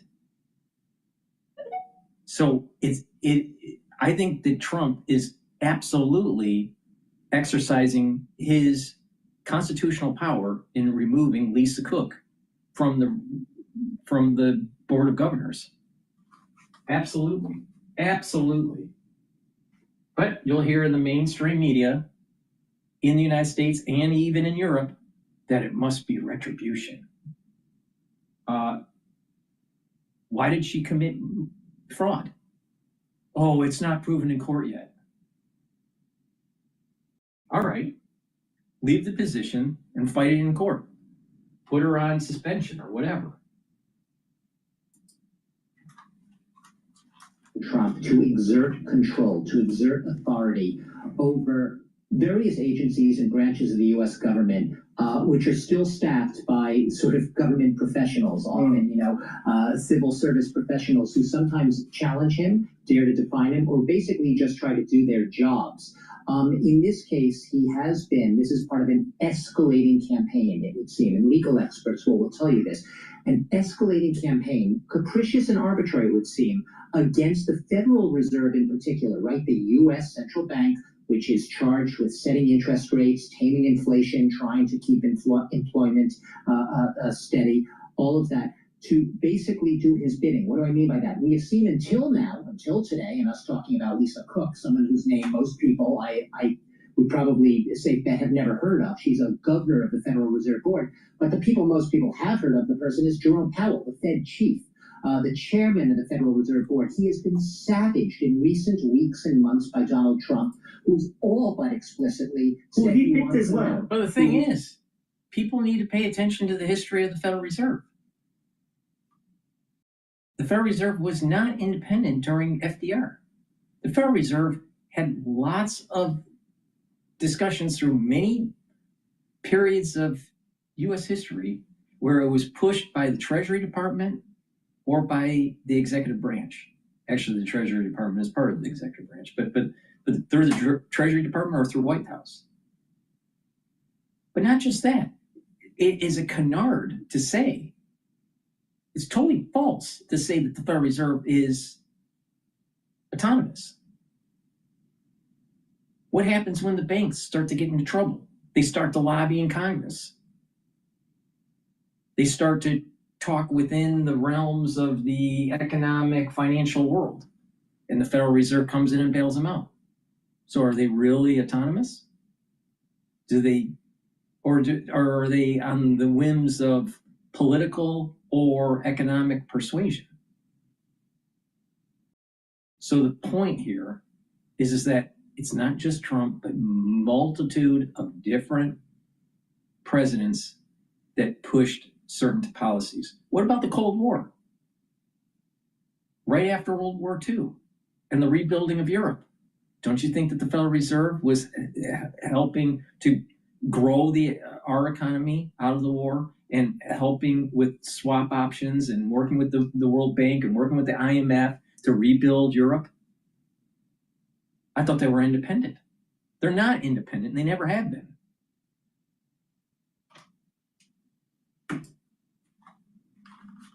Exactly, he was a Trump pick, and he wants him out. Why? Because in Donald Trump's estimation, Jerome Powell, as the chairman of the Federal Reserve, wasn't doing his bidding. What I mean by that wasn't lowering interest rates. He wasn't doing it quickly enough. Lisa Cook, you could say she's someone no one's ever. Do we think that Greenspan was all lily white near the end of his tenure? In 2000, I don't know, I think it was from 2000 to 2004 or 5. I'm not sure when Bernanke came on board. It might have been 2003, but maybe it was 2004. But Greenspan goes all the way back to Reagan. So Greenspan rose rates slowly and then brought them back down. And during that down phase, what did we get?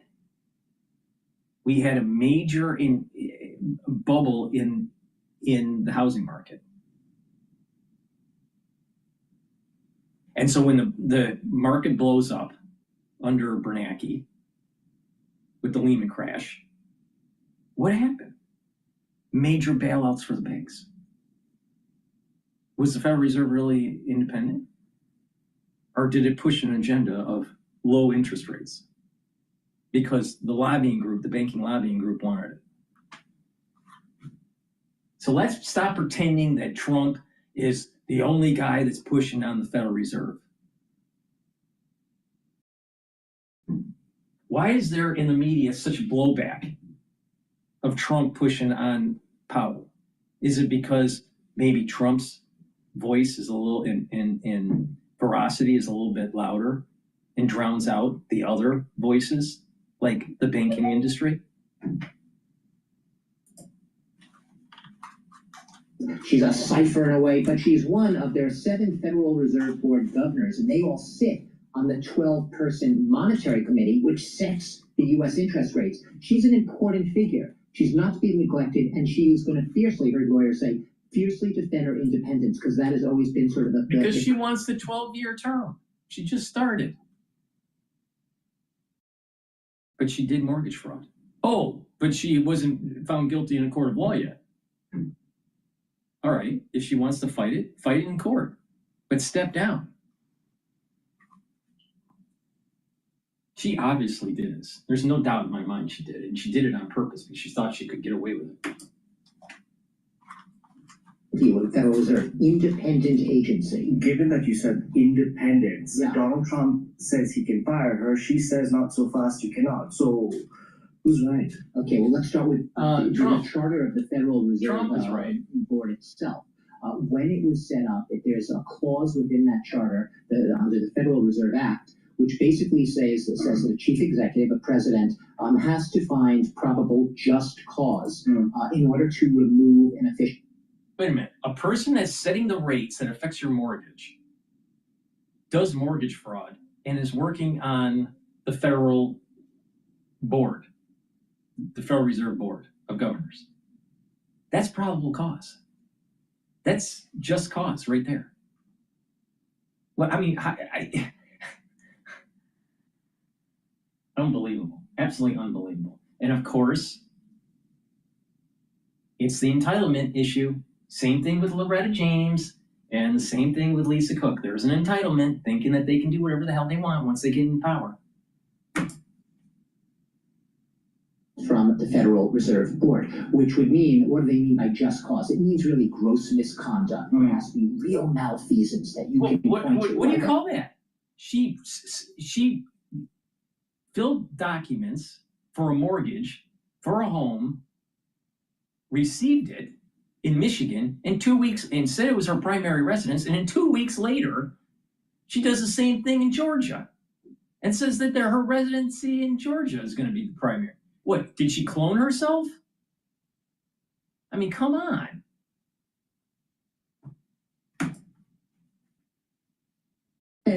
Lisa Cook, these are allegations of maybe, what if, perhaps misconduct over a mortgage loan. The mortgage loan applications have been leaked out to the public. This is a fact that she did. This is not innuendo. Personal matter which has never been proven in court, for which he has never been charged with a crime.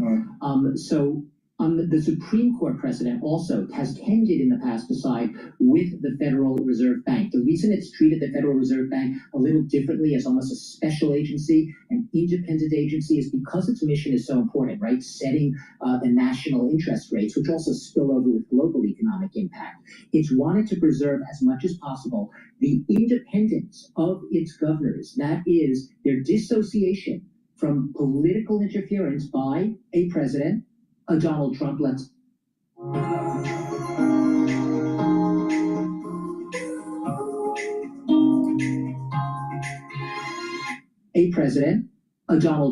say, in order that they can make their monetary decisions independently. So the Supreme Court 90 years ago, 1935, made a decision. Wait. What about the confiscation of gold by FDR? In creating these special operations through the Treasury Department. I forgot the name of it.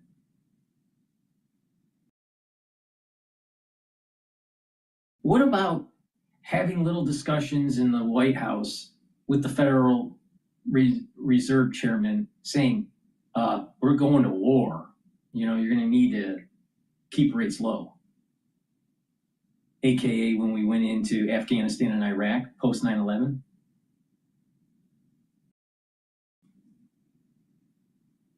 Autonomous. They don't have any discussion with the executive branch. See, these people aren't being honest with the history of the Federal Reserve. And it's even more nefarious because of the lobbying group from the banking industry. And like I said, when you lower rates, rich people get richer faster. Why? Because the economy grows at a certain pace, at a certain rate, like 2%, 3%, even 5% sometimes. But stocks trade at multiples of 12 or 15 or 20 times earnings. Stock markets grow faster. Individual stocks grow faster than the economy. So inflating the currency makes rich people richer if they have stocks. And you're thinking that the banking lobbying group doesn't have sway with the Federal Reserve?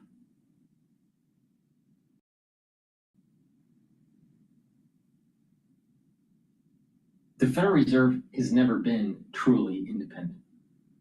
Not at all. Sort of favored protecting justices from political interference. Now, that was a case involving another commission, the Federal Trade Commission, not the Federal Reserve Board, but it was another agency, and it's been a precedent that has been since sort of looked at repeatedly and often cited. I will just say in recent years, since say 2020, the Supreme Court has continued to uphold those protections against for Federal Reserve officials, but has hinted perhaps that the chief executive, that is the president, and this is an argument that Trump would be making, does have the prerogative to fire the officials he wants. Donald Trump sees these checks and balances, this so-called independence of the Federal Reserve, as an unconstitutional, this is how he sees it, check on his proper executive authority as president to fire whoever he sees fit to fire. And this is not the first time he's used these claims of fraud to get rid of people who essentially stand in his way. Now, think about it. If you're the deep state and you're unelected, don't you want to make the legislative branch and the executive branch and the judicial branch impotent? Don't you want to weaken those branches of government so you can continue on with the national security state and do things that are independent of the normal operation of the government? So people that vote and have represent government, let's say in Congress, don't really have a say with these other dark institutions in the shadows, like the Federal Reserve. Of course, the deep state wants that. They want to weaken the executive branch. So this is really a battle between what our constitutional founding fathers truly wanted about balancing the balance of government. They didn't want to run away Federal Reserve. Now, can Congress write new laws that govern the Federal Reserve? They could abolish the Federal Reserve if they want to. Of course, they won't because of the lobbying group from the banking industry. So they want to create a fence around the Federal Reserve to prevent political persuasion. The problem comes in is that they do things that have a tendency to lean towards the banking industry and not Joe Blow public on Main Street. Why? Because they represent the banking industry. Why? Because they listen to the banking industry. Why? Because they like to wine and dine at these economic conferences for the banking industry. They don't wine and dine for Joe Public at the Union Hall. The Federal Reserve, the point I'm making is the Federal Reserve is not independent. It's a canard. It never has been independent. It's actually a wedge to try to weaken the branches of government that we have enshrined in the Constitution. He has the official, the Trump-appointed official who works at what's called the Federal Housing Finance Authority, the guy who signaled these alleged mortgage fraud allegations to Donald Trump in the first place before Donald Trump posted that he's firing this official on his Truth Social network. That official has also helped Trump in the past. They've targeted other officials, notably Adam Schiff. You might remember that name, Delano, because he was a California representative who also led the inquiries into Donald Trump, alleged malfeasance during Donald Trump's first term. So no friend for Donald Trump, Adam Schiff. He has been the same allegations of this type of mortgage fraud. And Letitia James, another name which you know. Letitia James was the one that was spearheading the lawfare against Trump and found that it was unlawful to do. Adam Schiff, Shifty Shift, pushing Russiagate. So what happened was that you have these people that are in power. They want to circumvent the actual true power of the executive branch. They don't like Trump because he may do things that they don't like for the deep state. They don't like Trump because they feel as though he's going to put too much pressure on the Federal Reserve. But yet you have people on the board of the Federal Reserve taking advantage of their positions and getting lower rates for their mortgage. You can't do that. Some people can't even get a mortgage because of what's going on with the mismanagement of the economy by the Federal Reserve. recent past, just before Trump was elected, she actually won a case against Donald Trump, a civil case in civil court in New York City. She was an attorney general in New York. So these are all significant. The same types of mortgage fraud allegations. This is why legal experts look at this and they say, this isn't just about mortgage fraud. This isn't just about they happen to find some documents and these people were doing some dodgy stuff. This is about political retribution against people that Donald Trump perceives as his enemies, people who are not doing his bidding, or people who dare to oppose his agenda. Perhaps actually these people are breaking the law. Perhaps these people are literally out of control and that someone needs to hold them accountable. Perhaps the deep state is just too deep. Maybe the deep state is just too non-representative. There's not a true representation of government. They just do whatever they want. And so he comes in and is he's not a polished individual, even though he's a billionaire. He's smart, but he's not intelligent. He has a lot of street smarts, but there's a certain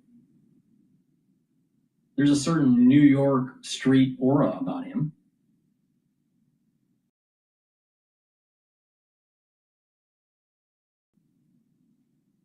And so you have this person come in and he's trying to chip away at the deep state because they are literally taking advantage of the American public in many different ways. And then they get personal benefits by doing mortgage fraud. I mean, independent of if they like Trump or not, did they or did they not file documents that were wrong? If they did, then they're at fault. It has nothing to do with Trump. Oh, he's going after them, so it must be retribution because they were doing lawfare against him in Russiagate and blah blah blah. But did they break the law? Did Adam Schiff break the law? Did Loretta James break the law? Did Lisa Cook break the law? The answer is yes.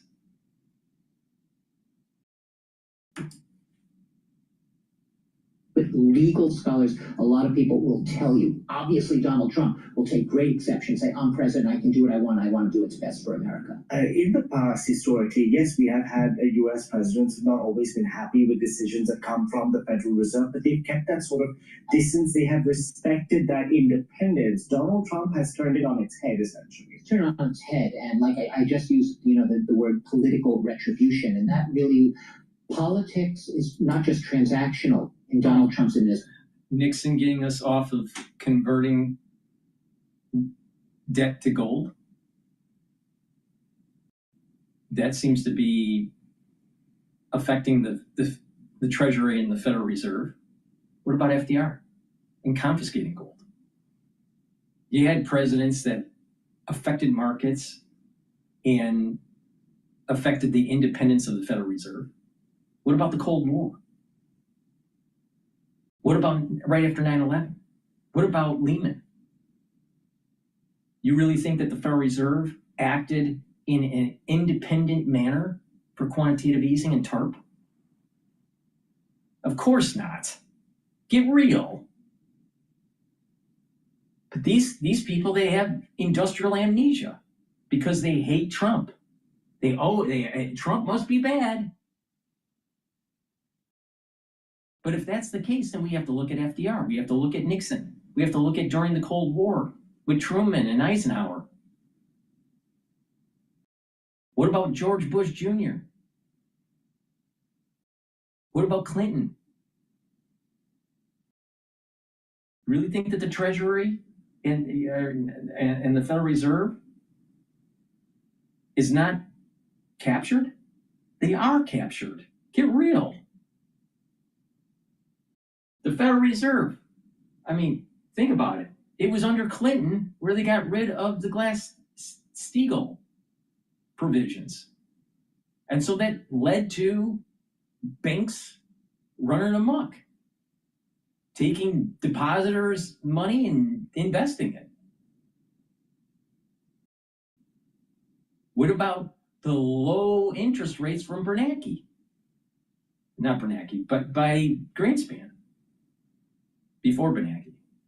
the low interest rates that pump the money into the real estate, in the mortgage fraud, and where was the Federal Reserve for watching the banks to make sure that their risks weren't piling up?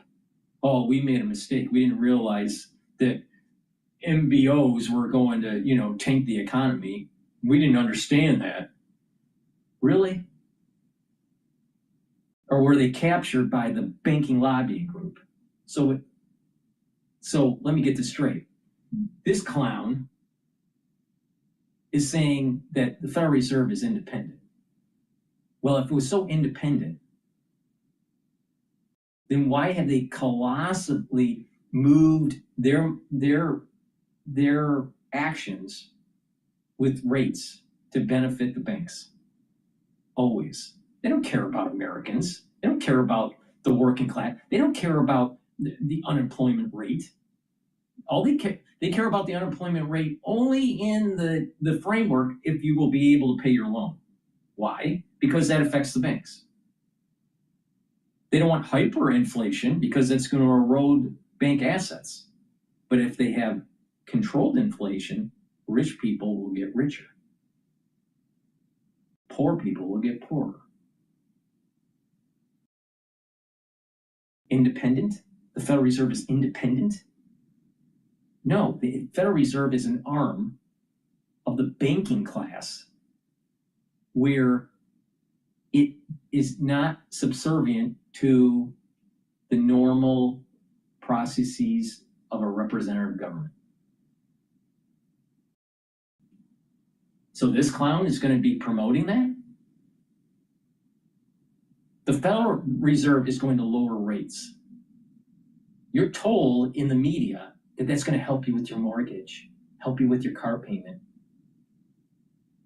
And you don't even realize that the little quarter point or half point reduction this year is going to benefit people in the stock market in a magnitude far greater than anything that's going to help you on a mortgage. So the rich get richer and the poor get poorer. Independent? The Federal Reserve is independent? No, they're captured.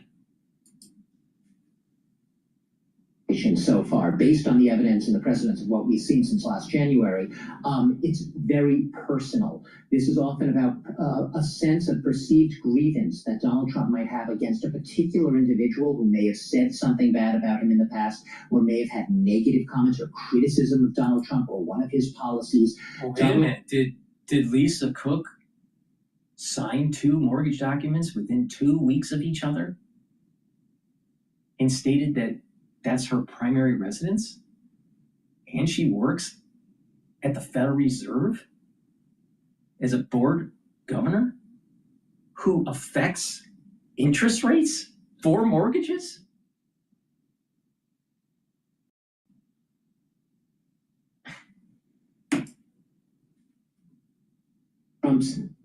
What the skeptics will tell you here is Donald Trump's entire agenda here, especially as the Reserve States of the Federal Reserve Board, is to make sure to do what he did with the Supreme Court, essentially, stacking it with a conservative supermajority. It's now 6-3 conservative. What about the poor mismanagement of the Federal Reserve reconstruction, and renovations?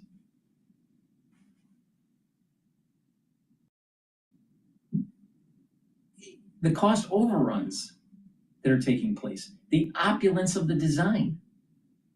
Obviously, Powell doesn't know how to manage a project. That's obvious. But he can manage the economy. Really? What about that transient inflation during the Biden administration? Oh, it's controlled. It's anchored now at 2.7%. Well, yeah, but you have prices that are permanently sticky. The dollar amount that someone is paying for something is higher now than before the inflation pulse from the Federal Reserve during the Powell years at the Federal Reserve. So he failed that too. So you can't manage the construction and the opulence and the cost overruns and the timing for the Federal Reserve. And you can't manage the economy in terms of making sure that the American public doesn't pay too much for their eggs and their milk and their meat. He never really cared. That's the problem. These people, they're living high on the hog. They don't care. They feel they're detached. So Powell can do whatever he wants. He can spend $2.5, $2.7, $3.1 billion in renovations. Why? Why did he think that was okay? Oh, he's a Federal Reserve chairman. He can do whatever he wants. See, there's no accountability with these people. We're literally seeing the technocratic part of government moving into an aristocratic mentality.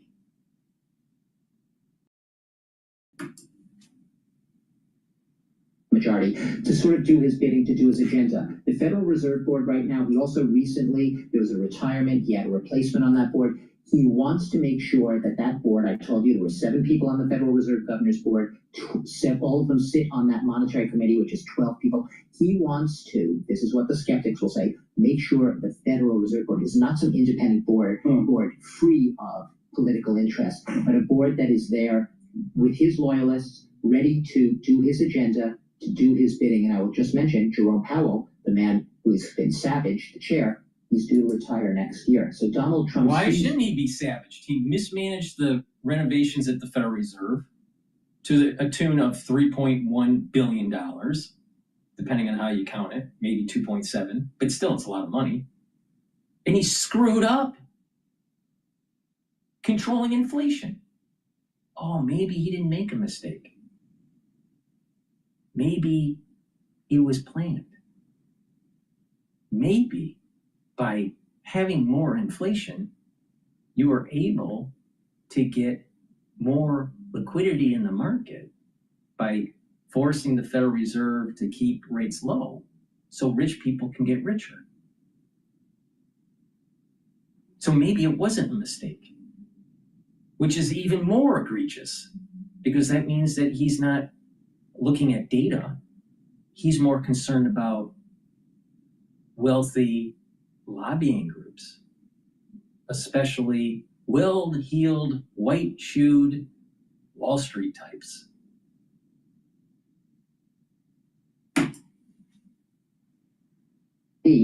Sort of on the timeline to actually get his will done, and perhaps the Federal Reserve Board will soon be a very much MAGA mirrored type of board. We'll see what happens. Thank you very much for that, Douglas, for that. Now, what does that even mean? Now think about that. What does that even mean? Mega board. Where you have some responsibility? Yeah, that's the responsibility of controlling inflation?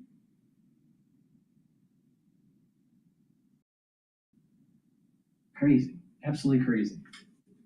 We'll never get people in mainstream media to actually admit of some of the major problems that we have with the national security state and the deep state.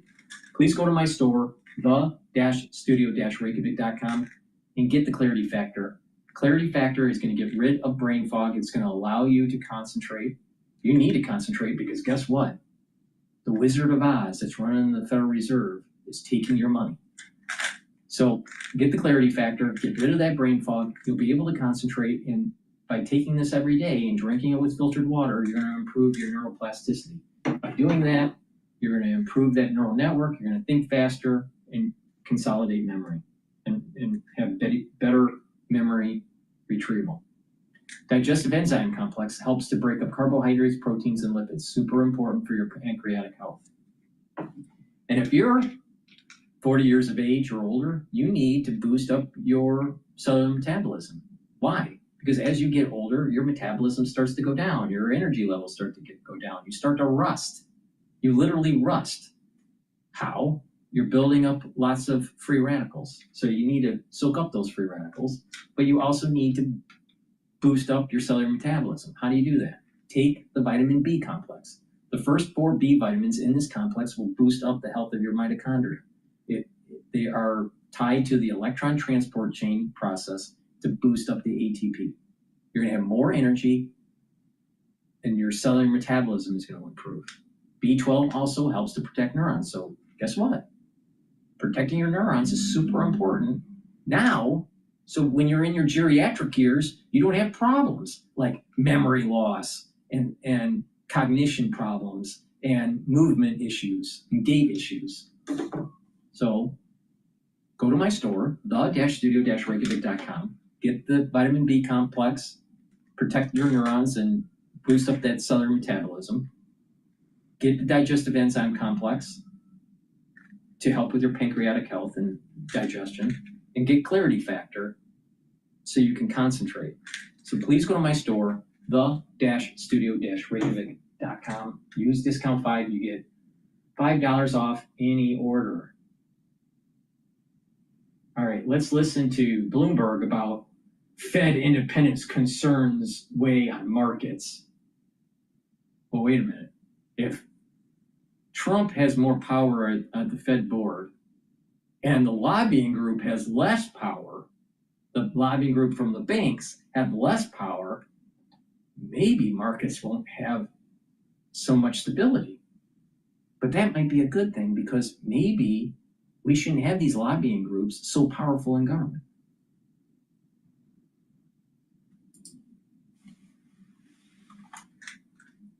Trading at Schwab is now powered by Ameritrade, unlocking the power of thinkorswim.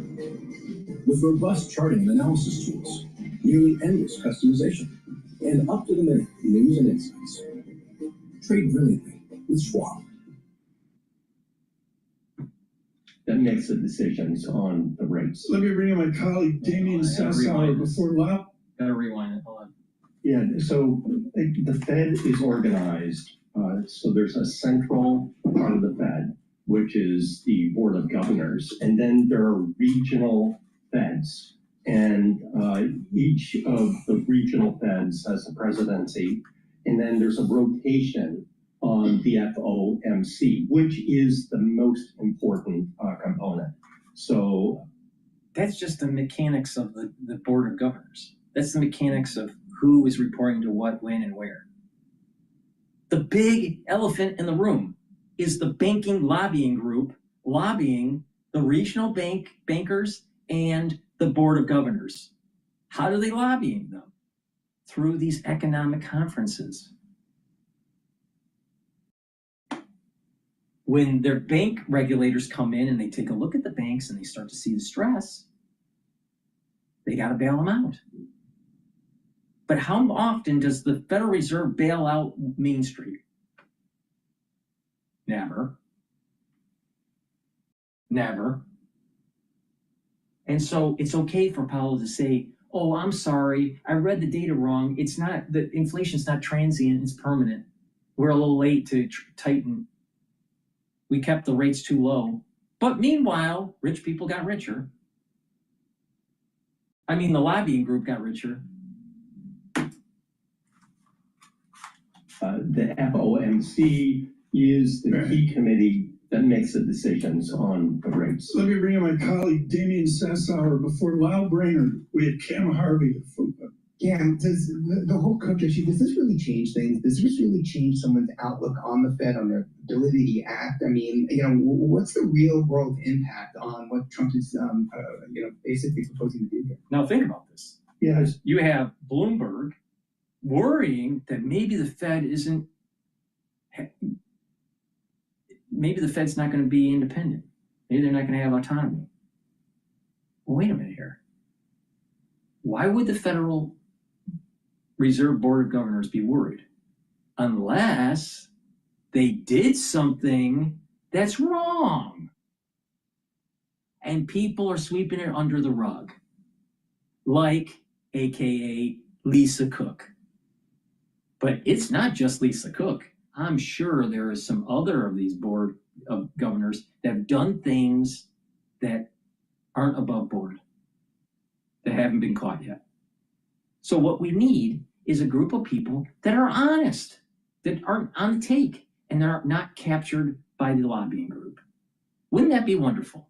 And maybe we won't have inflation. But remember, where is Bloomberg's butter? Where is Bloomberg's bread buttered? Banks buy their terminal at a tune of $2,100 a month. So they can't go after the banks. They can't go after the ones that are part of the lobbying group, because that's where the money is flowing into Bloomberg. It's pressure. So it's political pressure, and like in a way, what we really value is an independent Fed. So I've got some recent research that asks the question, how important is it to be a reserve currency? And the U.S. has got this privilege. So the people all over the world, central banks hold U.S. dollars. They hold not just the cash, but treasury bonds. And that demand for the bonds actually reduces the yield. So it allows the U.S. to have lower interest service costs on their debt. It allows the U.S. to have leverage. So it is a privilege to actually have this. So one of the key components of having a reserve currency. It's a privilege, but don't stop where that privilege came from. It's through the hard work on the battlefield during World War II, where we rose to the top. There was no country out there that had the economic and the military prowess as the United States. So we became a hegemonic power. So it wasn't because of great management by the Federal Reserve. It was the GI in the European theater and in the Pacific theater during World War II on why we have this. Actually, people, Main Street, fighting a war, and we win, they gave us this hegemonic power. Not a bunch of suits from Wall Street, but this Duke School of Business, Campbell Harvey, Professor Harvey, is going to tell you how it is. I'm pretty sure he didn't serve in the military. Is to have an independent central bank.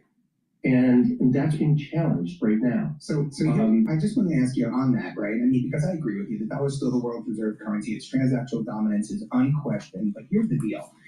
Will some of these appointments, some of the things that Trump is doing, will this give him greater access to what's going on inside the Fed, the ability to really impact at the grassroots level, the way people are speaking to one another, the way people are... Heaven forbid someone that's representing Main Street can affect the smoky room of the Federal Reserve and the banking lobbying group as they're figuring out on how they're going to move the economy. Heaven forbid that Main Street has a seat at the table.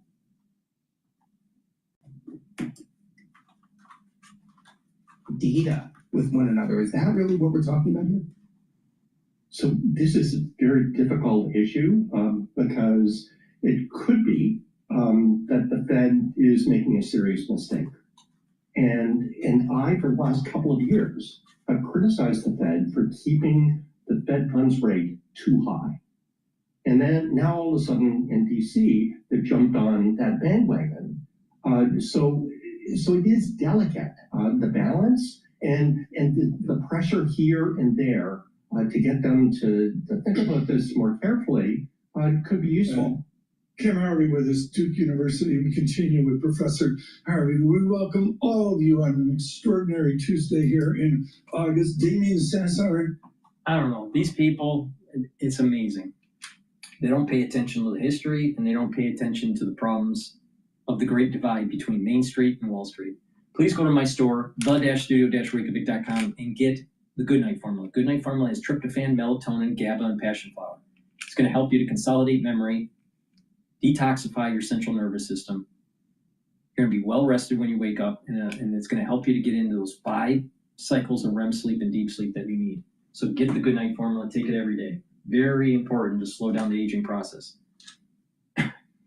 And resveratrol. Resveratrol will help with your mitochondrial health. It'll soak up free radicals. It'll boost up those energy levels when you have healthy mitochondria. Resveratrol helps with youthful gene expression, and it helps to get rid of cells that are in senescence.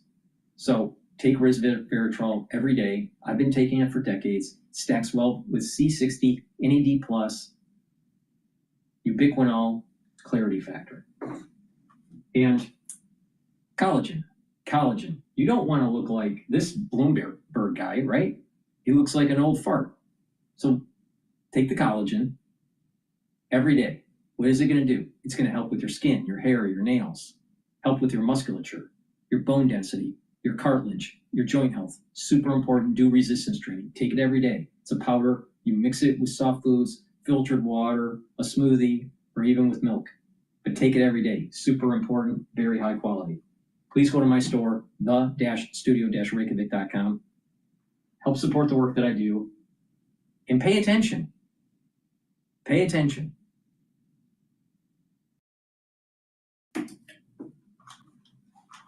Paul Sweeney, I'm Tom King. Good morning across the nation. Good morning in the Carolinas. And of course on YouTube, subscribe to Bloomberg Podcast, our new digital experience. Really humbled by that excellence. Now, Damian Sassower with Professor Harvey. So, Karen, we know about the lag from monetary policy through to the real economy. Rate cuts just don't, have an impact on the everyday person overnight, right? So, talk to us about, what if Trump gets out his wish and he gets 150 basis point cuts from the Fed before the end of the first quarter of next year? I mean, if that were to happen, would that have any real world impact immediately?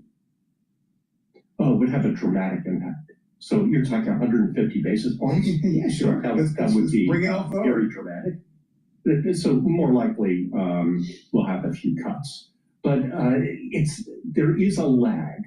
But the lag is not as big as you might think.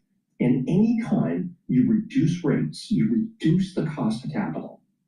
And when the cost of capital is decreased, that means there should be increased business investment, and consumers will do things like buy a house that they were kind of waiting to do for the rates to come down. Look, so I would for sure, interest rates will allow for the economy to grow. But by lowering the rates, especially multiple times, the stock market will grow faster than the actual real GDP. And so if people are rich and they have lots of equity, they're going to get richer quicker because of the printing press from the Federal Reserve. That's a fact. And then all of a sudden, inflation starts to kick in, and then the Federal Reserve has to cut rates, but the wealthy, they know that. And so they keep on waiting. And once the rates start to go up, they start to sell. And then you start seeing the market come down. They have cash. They wait until the raising of the rates start to abate. And then they go back into the market to get better dollar cost averaging. Now, who does the Federal Reserve really represent in this case? When they lower the rates and when they higher the rates, who do they really represent? Main Street? I don't think so. That if the rates did come down substantially, that could be a significant boost for economic growth, and potentially exactly at the right time where we're seeing a significant softening in the labor market.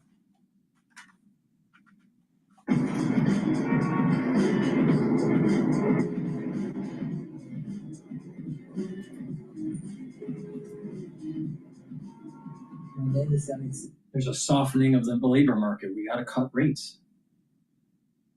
Joe and Jane are scared because they may get laid off. But the bankers are licking their chops. They're licking their chops, waiting for that market to rally. Please go to my store, the-studio-reykjavik.com. Pay attention to what I have to say, because I'm telling you how these motherfuckers are fleecing you. And if you can play the game too, just at a smaller scale. So if you listen to me and you watch the market and I'm telling you what to do, you will be able to benefit from it. You're not, if you're not a billionaire, you're not going to benefit as much. But I'm telling you how to benefit instead of being caught with your pants down. All right? Because most of Americans, they're going to get fucked. They will get fucked. Watch.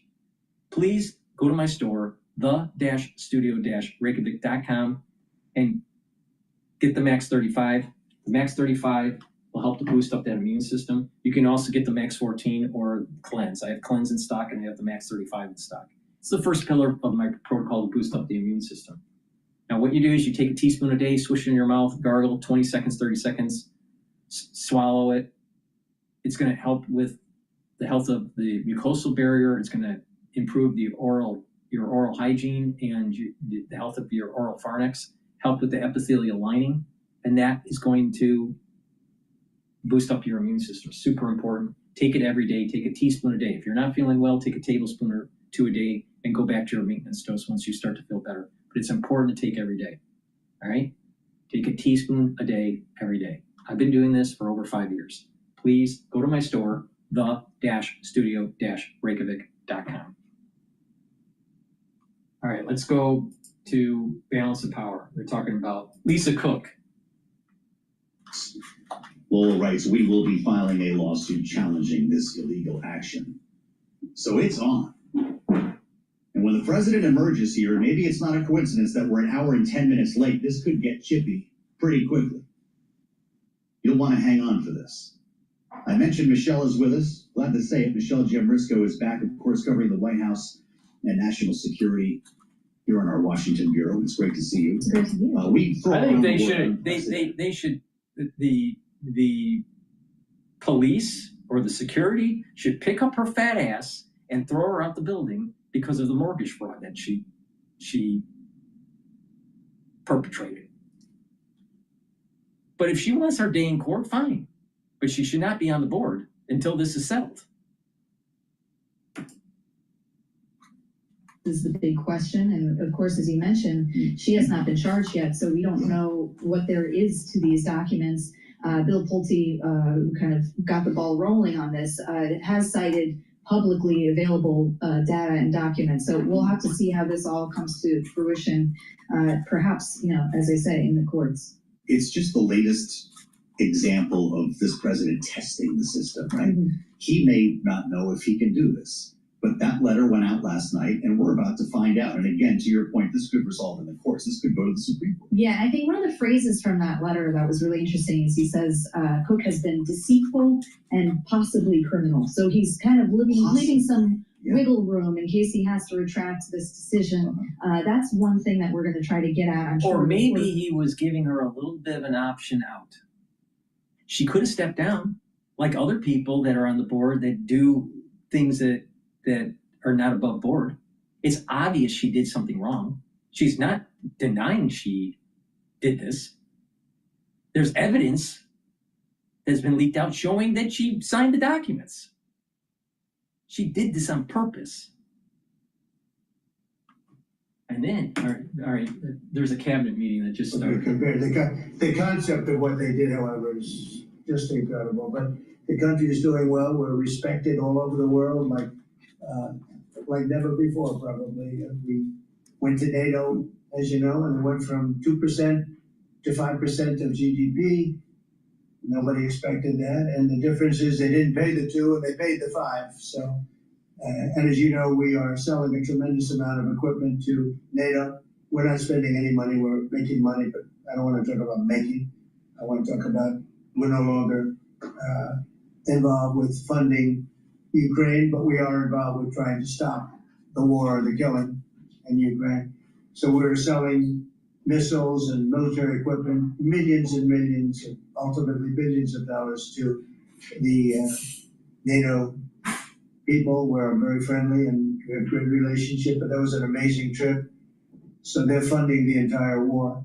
We're not funding anything. I think it's an important point to make because a lot of people don't understand that.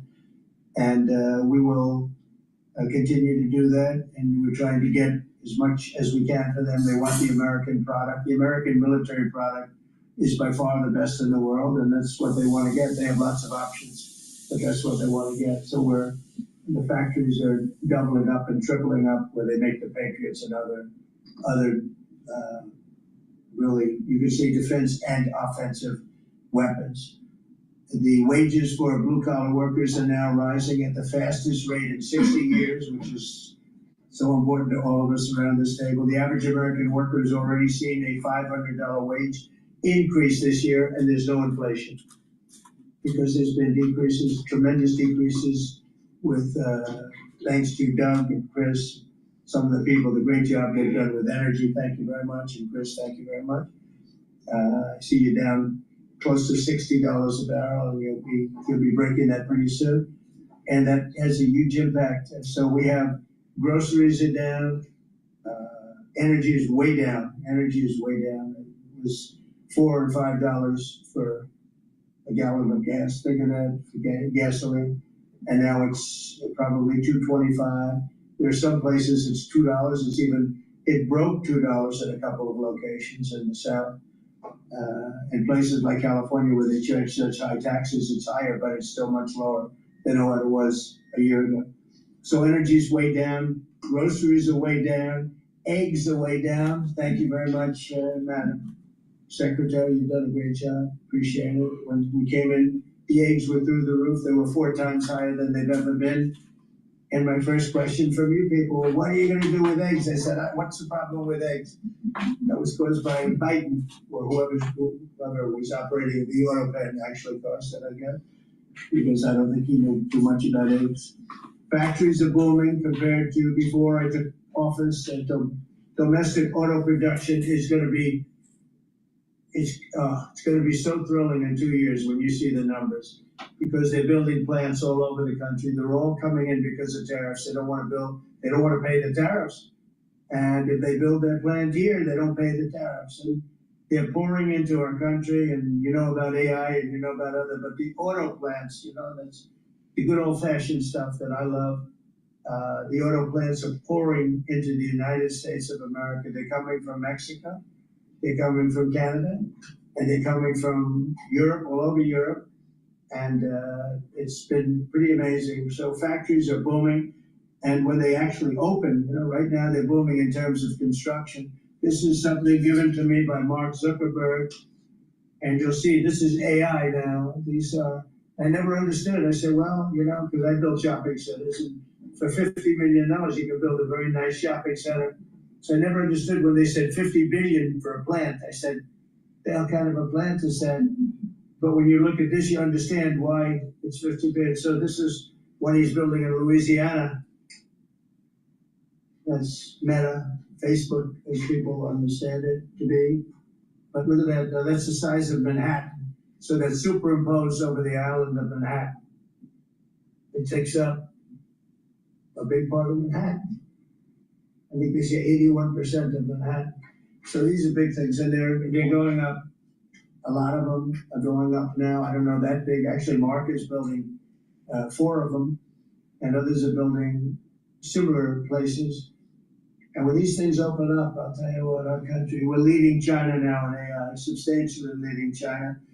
And the reason is because we're letting them build their own electrical facilities. We would need double the energy that if you take all of the electricity that we produce right now in this country, you'd have to multiply it times 2 or maybe 3 times. So 3 times more than we have right now for everything, to operate your toaster and everything else, okay? 3 times more. And the way we're able to succeed, because China goes out and builds these massive plants. They're right now building 58 coal, in this case, almost all coal-fired plants. And coal is back with this country too, by the way. There's a reason they use it, because it's good. It works for them.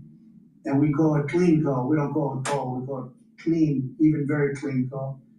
But we have coal going up, we have nuclear going up. Nuclear is very much in vogue now. It's safe and inexpensive and great. We don't allow windmills. We're not allowing any windmills to go up. Unless there's a legal situation where somebody committed to it a long time ago. We don't allow windmills, and we don't want the solar panels. I'm speaking with the secretary about, because they take up, thousands of acres of our farmland. You see these big ugly patches of black plastic that comes from China. And the solar is, I like solar in some ways, but for firing up your big plants, it doesn't work. It's very unstable, but it really takes up your farm. The farmers are saying, they're building these massive blotches in the middle of the fields all over the country. It's so crazy. It's so crazy. So we're not heavy into that at all. And the windmills, we're just not going to allow them. They're ruining our country. They're ruining everyone. If you look at, I hate to mention countries, but you look at the UK, what's happened in the UK, they have energy costs have gone through the roof. It's because of wind. They want to do everything, close up the northern parts of the country. They have oil, it's tremendous. And they closed it up and they've been building windmills all over the place. I tell them, you my friends, but man, you're gonna have a bad awakening very soon. It's gonna be very bad. They're ugly, they don't work, they kill your birds, they're bad for the environment. And if you look at them from a house, your house is worth less than 50%. So I'm trying to have people learn about wind real fast, and I think I've done a good job, but not good enough because some countries are still trying, and they're destroying themselves. Those are countries that are really destroying themselves. I hope they get back to fossil fuel, because right now, Chris, whether we like it or not, fossil fuel is the thing that works. And then you can add nuclear with it and other things, but fossil fuel is what works if we're going to fire up those big monster factories. But if you look at comparing everything before I took office, domestic auto production is up 18,000 cars a month. And we haven't even started yet because a lot of these plants aren't built. It's up 18,000 because Ford, General Motors, and a couple of others, Stellantis, they're taking their existing plants and they're, as quickly as they can, they're adding on to them. So when their plants open, because they're building big, modern, beautiful auto plants. But think of that, we're up 18,000 cars a month, and essentially all they've done is try and utilize their space correctly as their big plants open up. It's going to be, I hope they remember that it was this way. I hope this table gets a lot of the credit for what's happening. It gets all of the credit, because this would have never happened. We were going out of business in every way. We were losing. All the car plants were leaving this country. Now they're all coming back in, and they are coming from Canada, and they are coming from Mexico, but they're coming from Germany. They're coming from all over the world.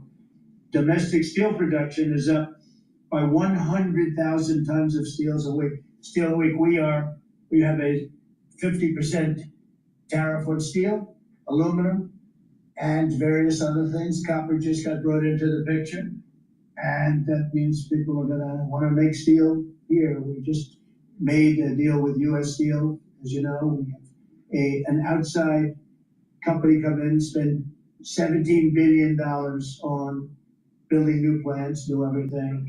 It's great, and it stays right here in America. So we're doing amazingly well on steel, and domestic oil production is up by more than 300,000 barrels a day. That's a lot of barrels, and you're going to be talking about that in a second, I think, Chris and Doug. These two people have done a fantastic job, and we have the oil price down to about $62 a barrel. So just so you understand, because a lot of you like to talk about costs and prices, but I watch so much fake information. Product costs are down. Energy is way down. Energy brings things down. With energy, that's what happened with Biden. He stopped our program, and then he went back to it when he realized that it looked like you were going to be paying numbers that nobody's ever seen, like $7 a gallon. You're going to pay $7 a gallon. They were up to $7.5. So then he immediately went back to the Trump plan that they terminated. But it was too late for them. It was too late. They blew it. They had a great thing going. I gave them something great, and they blew it. Since the inauguration, we've created over 500,000 new private jobs. And if you notice, when the numbers come out, government jobs are going down and private jobs are coming up. And that's what really fuels the country. It's easy to hire people and pay them for doing something that maybe is not very productive. But government jobs are down, actually substantially down, and private jobs are way up. And these are the jobs that make money, create a better life. Meanwhile, we've reduced the number of federal bureaucrats by 84,000. So we are rid of 84,000, and I think the job numbers, you're gonna see the new job numbers are gonna be through the roof because of all of the different businesses that are moving into our country. And not just production businesses, autos and AI, but any business you can think of. In the world of furniture, as an example, North Carolina, I went there many times when I built a lot of hotels and things, and I'd go to North Carolina, I'd buy the greatest, they were the greatest, most talented people. And then China came along and took all of those jobs away. If they would have tariffed them, China wouldn't have taken any of the jobs. But we had presidents that, honestly, and I like some of them, but they didn't know what the hell they were doing from a business standpoint, from running the country. And North Carolina, the most talented woodworkers that you've ever seen. I'd be there and I'd watch them. I'd say, I'd like to have a rail in that chair. Maybe can you fancy it up a little bit? How about this, sir? And at Henry, I think it was like, they were artists. They were unbelievable. And that business was stolen from us by others, not only China, but by others. All of a sudden, you're ordering your furniture from China. It was not even close to being as good, but they couldn't compete with it. If we would have said it costs 100% or 200% tariff, you wouldn't have lost one job. It's so sad. But we're going to rebuild North Carolina furniture and other places, South Carolina too, to a lesser extent. They make furniture, but furniture, we're going to put a very substantial tariff on. We've already announced it. It'll be done pretty quickly. And when that happens, everyone's going to start. I just tell you, North Carolina, go out and start getting the grandchildren and the children, start teaching them, because some of those incredible artists that I knew as young people, they're older people now, but they still have the talent and they have time left. But they're going to be teaching their sons and their daughters and their grandchildren. And it's going to be a beautiful thing to see. It's going to happen like magic. It's going to happen without question. It's not like, gee, I hope it happens. It's going to happen. The results of Ford that just announced it's going to create 4,000 new jobs, American jobs. Hyundai, 14,000 jobs. General Motors is moving production of the Chevy Blazer and Equinox from Mexico back to the United States where it belongs. Don't forget, we lost 55% of our auto production over the last 35 years. 55%. We were the auto capital of the world. Like there was nobody even think about challenging us. We lost 55% of it to Mexico, Canada, China, a lot to China, and other countries. And it's all coming back. We will be bigger. A couple of years, we'll be bigger than we ever were. We'll be more dominant. We'll be bigger. We make great product too. We're starting to make really great product. We're going to be bigger than we ever were. We're going to be at the level that it was when we were the only one that really, we sold to the world. And we're going to be back selling to ourselves and other parts of the world. It's not going to be the same, but it's going to be equally as important as it was in the heyday 30 years ago. But we lost more than 50% of the automaking capacity. In fact, the unions, the auto unions, as you know, the top guy didn't know me, didn't like me, and now he likes me. He says, yeah, I can't believe what Trump has done. But the auto workers voted for me. They understood better than anybody else. The auto workers, the Teamsters voted for me. Teamsters are great. They all voted for me. No Republican has ever gotten the support of the Teamsters and the auto workers. And now the head of the auto workers, I mean, it's so amazing. I watch them on television. They can't even believe what happened. And I told them all what was going to happen.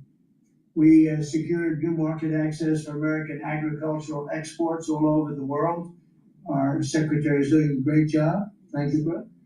And we have negotiated historic trade deals with the United Kingdom, China, Indonesia, Vietnam, the Philippines, Japan, South Korea, who was here yesterday, and the European Union.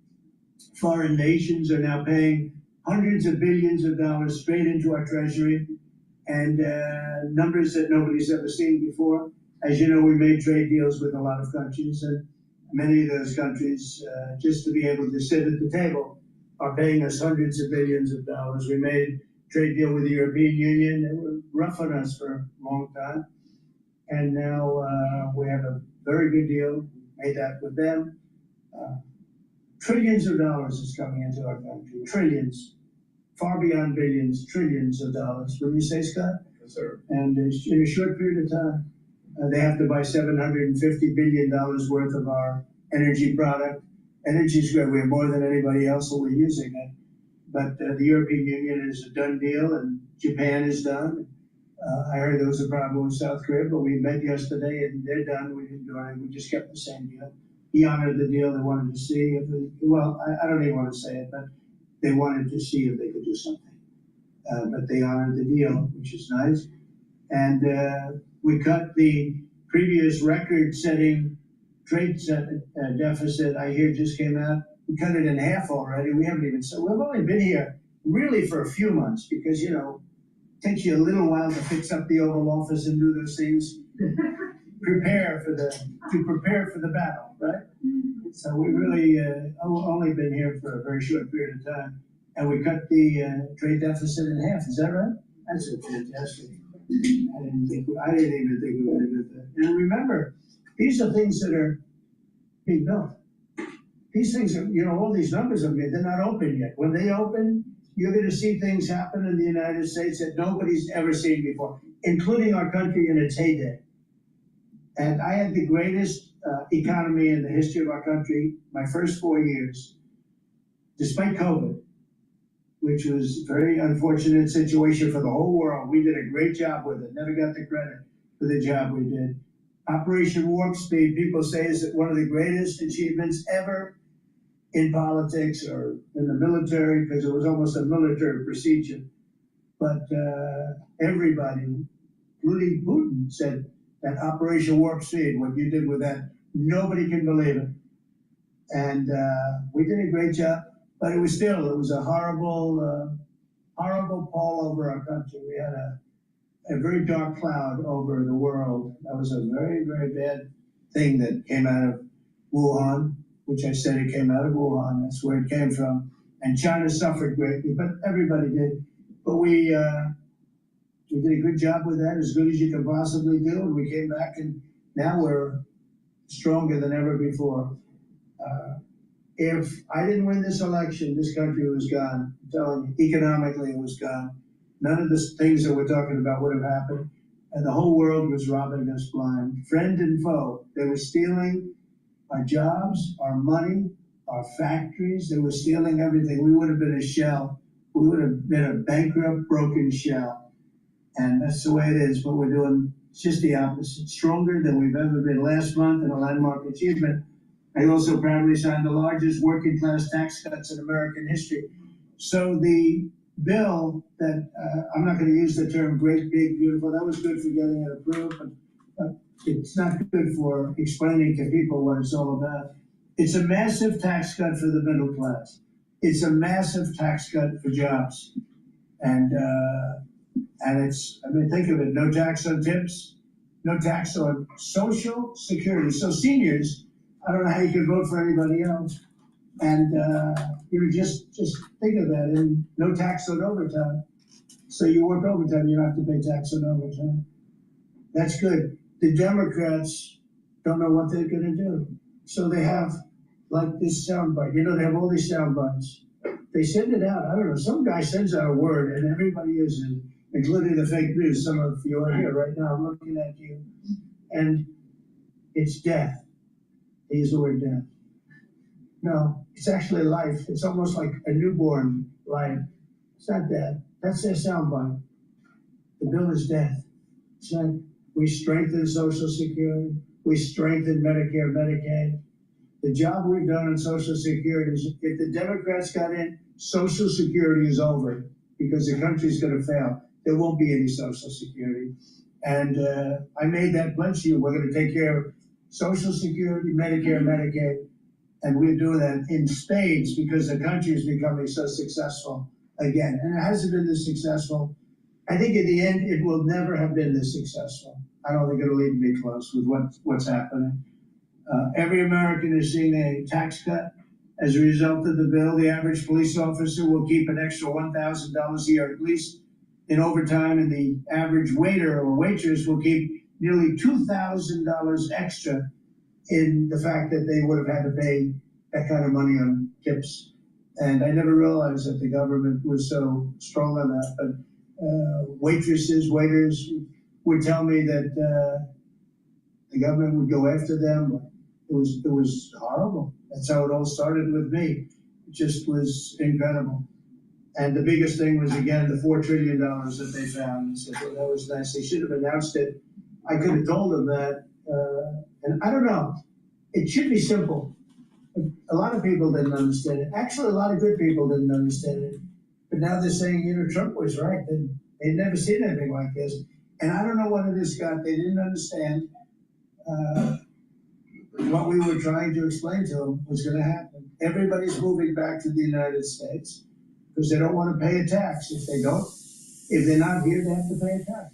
And it didn't seem that complicated, but it's working at a level that nobody can imagine. This is working $4 trillion, but that's a big number. It's a number that nobody ever heard of before. But 4 trillion is exciting, but that's nothing compared to what's happening because these places haven't even opened yet.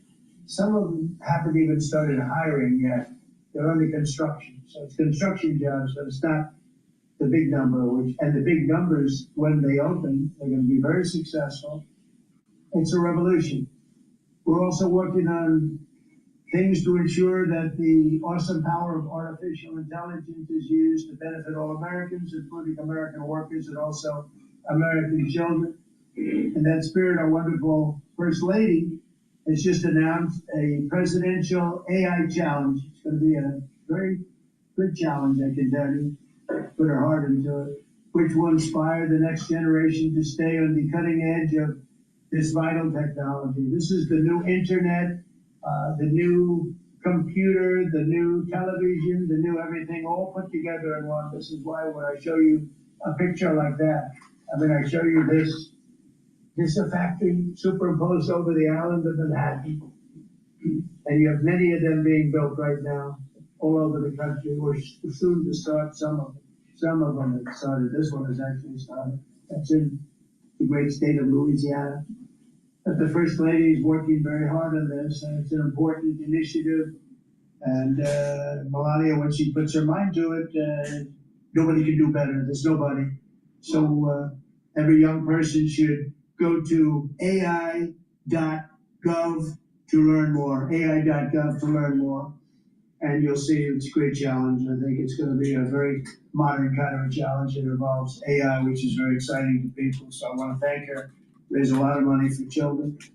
We're putting America first, and we're going to be putting the American worker first. And, the Republican Party has picked up 4 million new people, 4 million.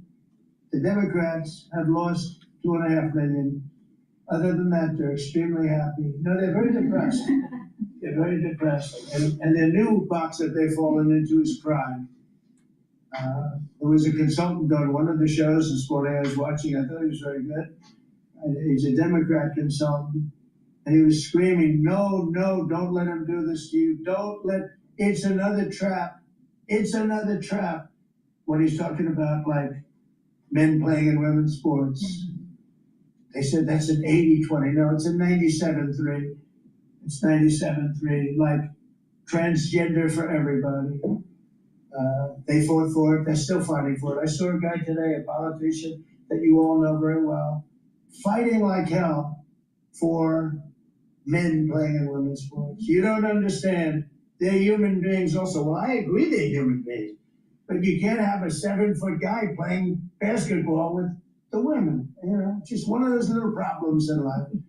And we all have our place. It's okay. I've got my place too. But this guy's screaming, it's another trap. And this is the worst of all. He said, because this is crime. Trump is saying he's against crime and they're for crime. No, he's going, it was funny. No, it's a trap. Don't do it. And then I saw this poor, stupid Chuck Schumer, the guy. He looks like he's aged 100 years. And I don't like getting into looks. Looks don't mean anything, right? When you're in politics, looks don't matter. I look at Pam, I would never say she's beautiful because it's going to be the end of my political career. secretary, but I will tell you, this is the best of all, and they're gonna fight me. Like this slop of a governor you have in Illinois, this poor guy got thrown out of his business by his family. Know the family, I was partners with the family, nice family, I like the family, but he was not good, they threw him out, he's governor of Illinois, and he goes about Trump, we don't need his help, Chicago is the way. These places are really bad. Crime in DC was the worst it ever was. You know, they make up stories. Crime in DC was the worst ever in history. And now, over the last 13 days, we've worked so hard. We've taken so many, there are many left, but we've taken so many criminals, over 1,000. I watched a man from Maryland who said to me, I mean, sir, you're the greatest president. You're doing an unbelievable job. What a great job. Governor Moore, has anyone heard of him? He's another hopeful for president. I don't think so. But I met him, and I didn't realize it was on camera. Did you see they caught him on camera? I was at a game, I don't know, like the Army-Navy game or something. And I met him in a hallway. And as usual, you do your job very well. One of these great cameramen had it on tape. But I met this gentleman, I never met him before. Sir, you're doing a great job. You're doing an unbelievable job. Thank you very much. But then he goes on television, he says, oh, Trump is a dictator. He's a dictator. And a lot of people are so the line is that I'm a dictator, but I stop crime. So a lot of people say, you know, if that's the case, I'd rather have a dictator. But I'm not a dictator. I just know how to stop crime. And you would think that Illinois would have such a problem with crime, such a bad governor. He should be calling me, and he should be saying, could you send over the troops, please? It's out of control. That's live from the White House. President Trump in the cabinet room. I'm just going to do a quick commercial here. Please go to my store, the-studio-reykjavik.com, and get the toothpaste. It's a structural nano silver toothpaste. It has no fluoride. It's going to help to whiten your teeth, freshen your breath, reduce inflammation at the gum line, and improve your gum health. This is a very high quality toothpaste. Please go to my store and get a few tubes for your household. I also have gels in stock. You can get it in tube form or in the quick dispenser. Have some at work or have some at home. You never know when you need it. It's a dual purpose product. You can use it as an aftershave. You can put it on your skin as a daily skincare. You can put it on a wound and it'll help to heal the wound. If you're not feeling well or someone around you is not feeling well, put it on your hands, around your mouth, around your eyes, around your ears, around your nose, lightly coat your nostrils. It stays active for 5.5 hours. So please go to my store and get this dual purpose gel. And I have dual purpose deodorants for males and females. You can get it in citrus or you can get it in peppermint, lavender, and tea tree. They're made from essential oils from the Himalayas. Very high quality ingredients. You use it as a deodorant, but it'll also help to detoxify your body. It has no aluminum and no baking soda. So please go to my store and get a few bars for your household. Use discount 5 and you get $5 off any order. Let's listen into Bloomberg. I think they're talking about the economy here. The tariffs. We don't know if she went to the office today, if she logged into the email, if she badged in at the Fed. Do we have any idea about where any of this stands on a procedural level, Stuart? Well, now it's up to Governor Cook, as it sounds like she is doing, to file a case against the administration. With that case, she's going to, I assume, file a motion requesting stay so that she can remain in her post pending further court proceedings. I imagine that stay would also be granted, but that is up to the judge. And if it is granted, she would be able to continue working as a member of the Board of Governors, voting on regulation, voting on monetary policy decisions. What seems to be most interesting here is that it will be up to the court to decide what constitutes appropriate cause for dismissal. It sounds like from the former general counsel of the Federal Reserve that typically cause for dismissal would come from failing to appropriately execute one's authority in the post of governor of the Federal Reserve System. This this attack on Governor Cook relates to allegations of financial misfeasance, before she was really on the board of governors.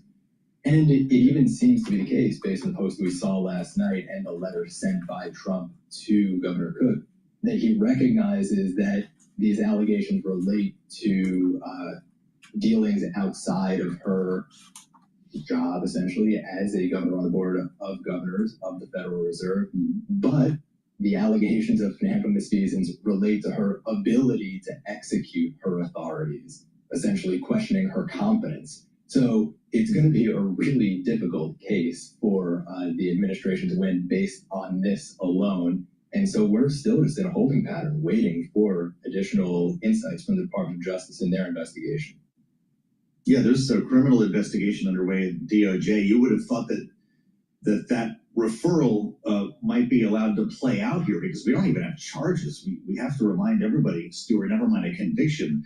These are just allegations that have come from within the administration. I don't know what the timing was that got the president to write this letter last evening, but we should note that the president has never fired a Fed governor before. We heard from Senator Elizabeth Warren, of course, a ranking member of the Banking Committee at the Senate. She was out with a statement about 30 seconds after the president's letter, and she called it an illegal attempt to fire Lisa Cook. Is that also true, or does the president have grounds here if these allegations are correct? It really depends what constitutes cause. If cause is narrowly defined as failing to execute or failing to be able to execute one's authority while in a role such as governor of the Federal Reserve, then I don't think that this would constitute grounds for, or this would constitute cause for dismissal. If cause is widely defined enough to include any sort of criminal action, and that were to be proven by the Department of Justice and in the courts, then I suppose so. But what's most useful right now, I think, is to think through the judicial process. We will get some additional insight from the courts as to what the threshold is for cause for dismissal. And I think that in that sense, given the fact that we knew that no matter what, Governor Cook was going to file a case against the administration and file a motion to stay in her current role, this essentially just speeds that up and will shed some light on essentially the evidentiary bar and what constitutes grounds for dismissal. Well, in the meantime, the market says call me when it matters, right? I mean, what do you make of the lack of reaction here in the bond and stock markets? We essentially knew that this was coming, right? The Department of Justice investigation was underway. President Trump was exerting political pressure. He was demanding that she resign. She was resisting. This was always sort of the path that this was going to take. What I'm a little bit more surprised about is that rate cut odds for September haven't faded. I think that if anything, these additional political attacks on the Fed will encourage some members of the Board of Governors and some of the branch presidents to want to assert their independence, to say, look, when political pressure is mounting, consumers' inflation expectations can become unanchored. We do not want that to happen. And so we're more inclined to stand pat in September. I would have expected to see more of a fading of September rate cut odds, but no, odds still favor a rate cut in September despite these attacks on the Board of Governors. Incredible stuff, Stuart. Thank you for a great readout here. Of course, Stuart covers not just economics. He is the U.S. economist at Bloomberg Economics with us from World Headquarters in New York. A balanced view from Stuart Paul. Let's get into the politics behind all of this, because, of course, that's what... Please go to my store, the-studio-reykjavik.com. Get the ashwagandha root. This will help to control your cortisol levels and your blood glucose levels. It will help with your immune system and cardiovascular system. Lignans brings down inflammation. It's an antioxidant, so it's going to neutralize free radicals. They'll help with your endocrine system, your immune system, and help with your cardiovascular system. And omega-3. Omega-3 brings down systemic inflammation, reduces overclotting of your red blood cells, and omega-3 will help with your lipid profile. Great for your cardiovascular health. So stack ashwagandha, root, lignans, and omega-3 together to help the different systems of your body. Please go to my store, the-studio-reykjavik.com. Use discount 5. You get $5 off any order. You spend $100 or more, you get a free gift until supplies last. And his willingness to take risks with it to advance it beyond what has been traditionally approval for a president. And so he knows no limitations, and he's fine to let this go to the Supreme Court and let them tell him the extent to which a all-powerful executive branch can govern. And that's exactly what we're witnessing today. That's the point of this, right, Kristen? Don't wait to find out. Just go for it. Write the letter. Maybe she will be fired. If not, we'll have another day in court here. That'll be news, and it all plays to Donald Trump's benefit. Am I wrong? I think that's exactly right. I mean, this is all about intimidation. I couldn't agree more with Rick when he says this is not just about the Federal Reserve. Now, the Federal Reserve is unique in a lot of different ways. It'll be very interesting to see if it gets to that point what the Supreme Court says, given their earlier decisions a little earlier this year. But this will extend beyond, and he's testing the boundaries. That's always what he does. He doesn't like what the Federal Reserve is doing, and so he's going to extend this to other agencies. Already has, and it's dangerous. I wonder what this court case is going to be like here. In the meantime, Rick, we need a functioning Federal Reserve. We need a board of governors, not seen as political when the markets listen to Fed speak, consider Fed statements, and interpret Fed rate moves. If we get a cut in September, is it going to be second guessed after all of this? The president's visit to the Eccles building, calls for Jay Powell to be fired or to resign, now an actual move to fire a governor. At what point does this spill over into the markets? Joe, it's been amazingly benign so far. I mean, like all those things you mentioned and many, many more, right? There was a cycle about 3 months ago where every single day was bashing the Fed governor, Powell, and even threats against him losing his job, right? And yet the market reaction has been very muted. And so until the president feels the heat from the market, I don't think he's going to know his own limitations, because we do know that the market has created some barriers for him. When he went out on an incredibly aggressive tariff schedule, the market crashed and brought him back to a more managed approach. And so whether or not that is capable of doing now this deep into his first year, we're going to see, because I don't have any doubt that he's going to test that capability. And right now, the market doesn't seem to want to challenge him on it. Well, you wonder, what does the retail trader think of this, right? I mean, Kristen, if you bought NVIDIA last week and you're waiting for earnings on Wednesday night, you just might not care about what happens to Lisa Cook or Donald Trump for that matter. But at some point, we have seen things connect in the markets. And if there's a knock on the independence or credibility of the Fed, that really could, in fact, show up in interest rates or in stock prices. Interesting to hear from Senator Elizabeth Warren. You might have heard me mention her statement, Kristen. She referred to it as an illegal attempt to fire Lisa Cook, an authoritarian power grab, blatantly violates the Federal Reserve Act. She says must be overturned in court. That means there will be no congressional response to this, right? Yeah, and that's not surprising at all. And the first step is the courts here. So I think that, this will play out, in the courts. It's very clear that she's being very aggressive and pushing back on the president's move, and for good reason. Not surprising, the statement that Senator Warren put out. She's been obviously very, very critical of this president. But I would also extend this to say, this is a new, unprecedented move. He's threatened Jay Powell, for a long time, but this is new. This is different. So, I would keep my eyes on the markets, and, what's the faith and confidence we have in, the United States of America and the information that we put out there. That's very concerning as well. What do you make of the timing here, Rick? I mean, we knew that the investigation was underway. We knew that this could spell trouble for Lisa Cook. But why last night? Did he have dinner with somebody who had a problem with the Fed governor? Look, I mean, this president has been incredibly aggressive. We call it flooding the zone. You can call it whatever you want, but there are 10 issues a day that could rise to this level of import. And they lust for the ability to challenge the media, to challenge them. And so I have no doubt that this was just the next thing in the queue that was waiting to be done. Just a matter of how much presidential time do you have to put him on social media and get him to make these pronouncements, and frankly have the rest of the government prepared for the reaction to it. So I don't think there's any art to the timing of the things that President Trump does.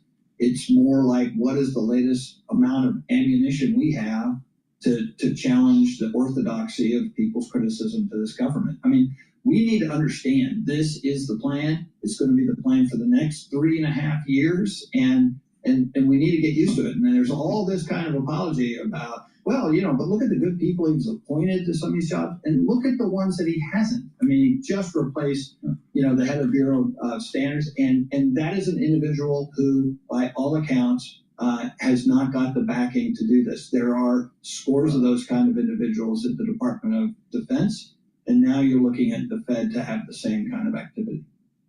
We haven't even mentioned BLS. Please go to my store, the-studio-reykjavik.com, and get the heirloom barley. Heirloom barley will detoxify your body, bring down inflammation, and soak up free radicals. Super important. And by bringing down inflammation, you're recovering quicker after a workout, you're helping your immune system, you're helping your endocrine system, you're helping your vascular system, and your cerebral system. So please go to my store, the-studio-reykjavik.com, and get the heirloom barley. Very important. And stack it with NAD+. NAD+ is a supplement that'll boost up your energy levels. NAD+ also will help to repair your DNA damage. And NAD+ protects neurons. Ubiquinol is the most bioavailable form of CoQ10 that you can purchase. It's an antioxidant. They'll help the health of the mitochondria and boost up energy levels and protect neurons. So take the stack, NAD+ and ubiquinol to help with your neurons, and stack it with heirloom barley to help to detoxify your body, bring down inflammation, soak up more free radicals. So please go to my store, the-studio-reykjavik.com, heirloom barley, NAD+, and ubiquinol. Use discount 5, you get $5 off any order. Spend $100 or more, you get a free gift. Till supplies last.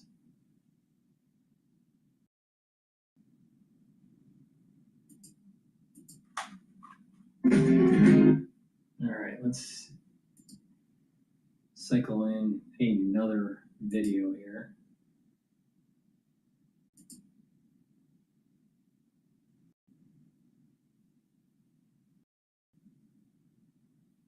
This is CNBC about Trump firing Lisa Cook. At Corient, wealth management begins and ends with you. We believe the more personal the solution, the more powerful the result. We never lose focus on the life you want to build. It's time for wealth solutions as sophisticated as you are. It's time for Corient. The Dow off by 60 points, and welcome back to Money Movers on CNBC. President Trump moving to fire Federal Reserve Governor Lisa Cook. It's his latest threat against Fed independence. Joining us now, former Fed Governor Frederick Mishkin and former acting chairman of the Council of Economic Advisors, Tomas Philipson. Gentlemen, good to see you today. The chief economist for New Century Advisors, Claudia Sahm, sent out a pretty attention-getting post on X. She says, if we could pull this up now, do not forget, it's about control of the Fed. This is a very dark day. Rick, is it? Yeah, sure it is. This is just part of a whole process of economic policies that keep on getting more extreme. There's a tremendous amount of research and experience that says independent central banks do a better job at achieving the objectives that governments actually set for them, which is keeping inflation low and maximizing employment. This is just... If you have a socialistic society that's running the central bank, you're going to have hyperinflation. We don't have hyperinflation. But did the Federal Reserve really control inflation during the Biden administration? Absolutely, positively not. And not only that, they're captured by lobbying groups.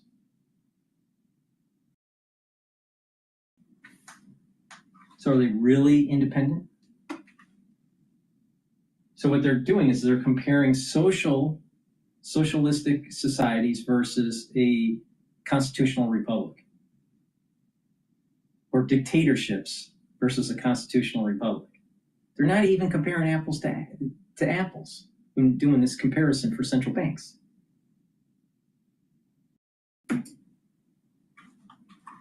One step further, I don't think there's much new here. Trump has been attacking the Fed in very strong ways, talked about firing Powell, but backed off. Now he's got an opening because of this situation with Lisa Cook's mortgages. But it's all part of a pattern here to actually reduce the independence of the Fed. And to be honest, this is exactly what Trump should not want to have happen, because it's going to lead to higher interest rates. Because the loss of credibility of the Fed, of the central bank, leads to higher expectations of inflation and therefore higher interest rates. So it's not actually in Trump's interest, but this is what he's doing. What can I say? Do you think that it's also like, it's almost like reverse psychology, that the more, we see this with teenagers and parenting, right? The more you try to crack down and get them to do what you want them to do, the more resistance there is. Do you think that it could have just a reverse course, that unless there's an overwhelming reason to say cut rates, the Fed might insist on demonstrating its independence by refusing to do so? Yeah, I actually talked about this earlier, that even before this particular episode, that the threat to Fed's independence are making them have a little bit higher bar on lowering interest rates. So again, this is not achieving what Trump seems to want, but this is what he's doing. And, I hate to compare the Fed to teenagers, but actually it's appropriate when you have to worry about your credibility, that if you're being bullied, you have to stand up to them or it gets worse. Tomas, and from your perspective, when you're looking at truly the pressure that is being applied to the Fed right now, and the allegation that there may have been malfeasance when it came to this mortgage application, how should the Federal Reserve respond? I'm not going to take us down on the legal issues. I'm an economist, so whether alleged fraud is a cost that the president can use to fire someone is not really my expertise. I think it's poorly handled by the White House doing it this way. On the other hand, I think there's a theme here, which I think is something that's worth thinking about, which is agencies many times don't perform. BLS surveys have gone very poorly in terms of response rates, etc. And you can think the woman who ran it is the nicest person on the planet, but in the private sector, if you hire a salesperson and sales goes down, you fire them or replace them. I think that's similar to the Fed. Fed has not reached its own goal of 2% in stemming inflation. They claim taxes or tariffs are inflationary, which tariffs are not, essentially, because inflation is economy-wide. Price increases, tariffs might hit certain tariffs goods, but then other goods will have less money to spend on them. And also the tariff revenue is $200 or $300 billion, which is 1% of overall consumption driving CPI. So they're out to lunch on a lot of issues. In fact, you can argue that the Fed was it's the agency we have for price stability, but it's also the agency that caused price instability during COVID with the massive money supply increase they generated, essentially. So there is a legit argument here, I think. How do you control poorly performing agencies? That's, I think, is the underlying theme here. And just saying that any agency should be immune to being controlled for poor performance, I also think is not healthy. This execution of doing it, I don't think is the right way, but I think it's a bigger debate. How do you control bad agencies? That's a great observation. We have a goal to. Great observation. There needs to be some sort of monitoring mechanism that says, if the board of governors and the chair, if you have made policy and it made the economy worse, they need to be held accountable and be removed from office. And that means either they didn't respond to inflation or there's too much unemployment. And if they failed in their execution of duties, they should be fired. Absolutely. Please go to my store, the-studio-reykjavik.com, and get the Boomer Boost. Boomer Boost has 68 nutrients. It has a very comprehensive profile. It's a compound. This powder, you mix it with soft foods, filtered water, a smoothie, or even with milk. You take it every day. And it's a great way to help with your cardiovascular health, help with brain function, musculature, rev up your metabolism, and increase your energy levels. It's a great way to slow down the aging process. And if you use this as a replacement for your breakfast or for your lunch, you will be able to lose weight. It stacks well with Gladiator barley and heirloom barley. You'll be able to control your A1C levels, which is really important to try to control diabetes.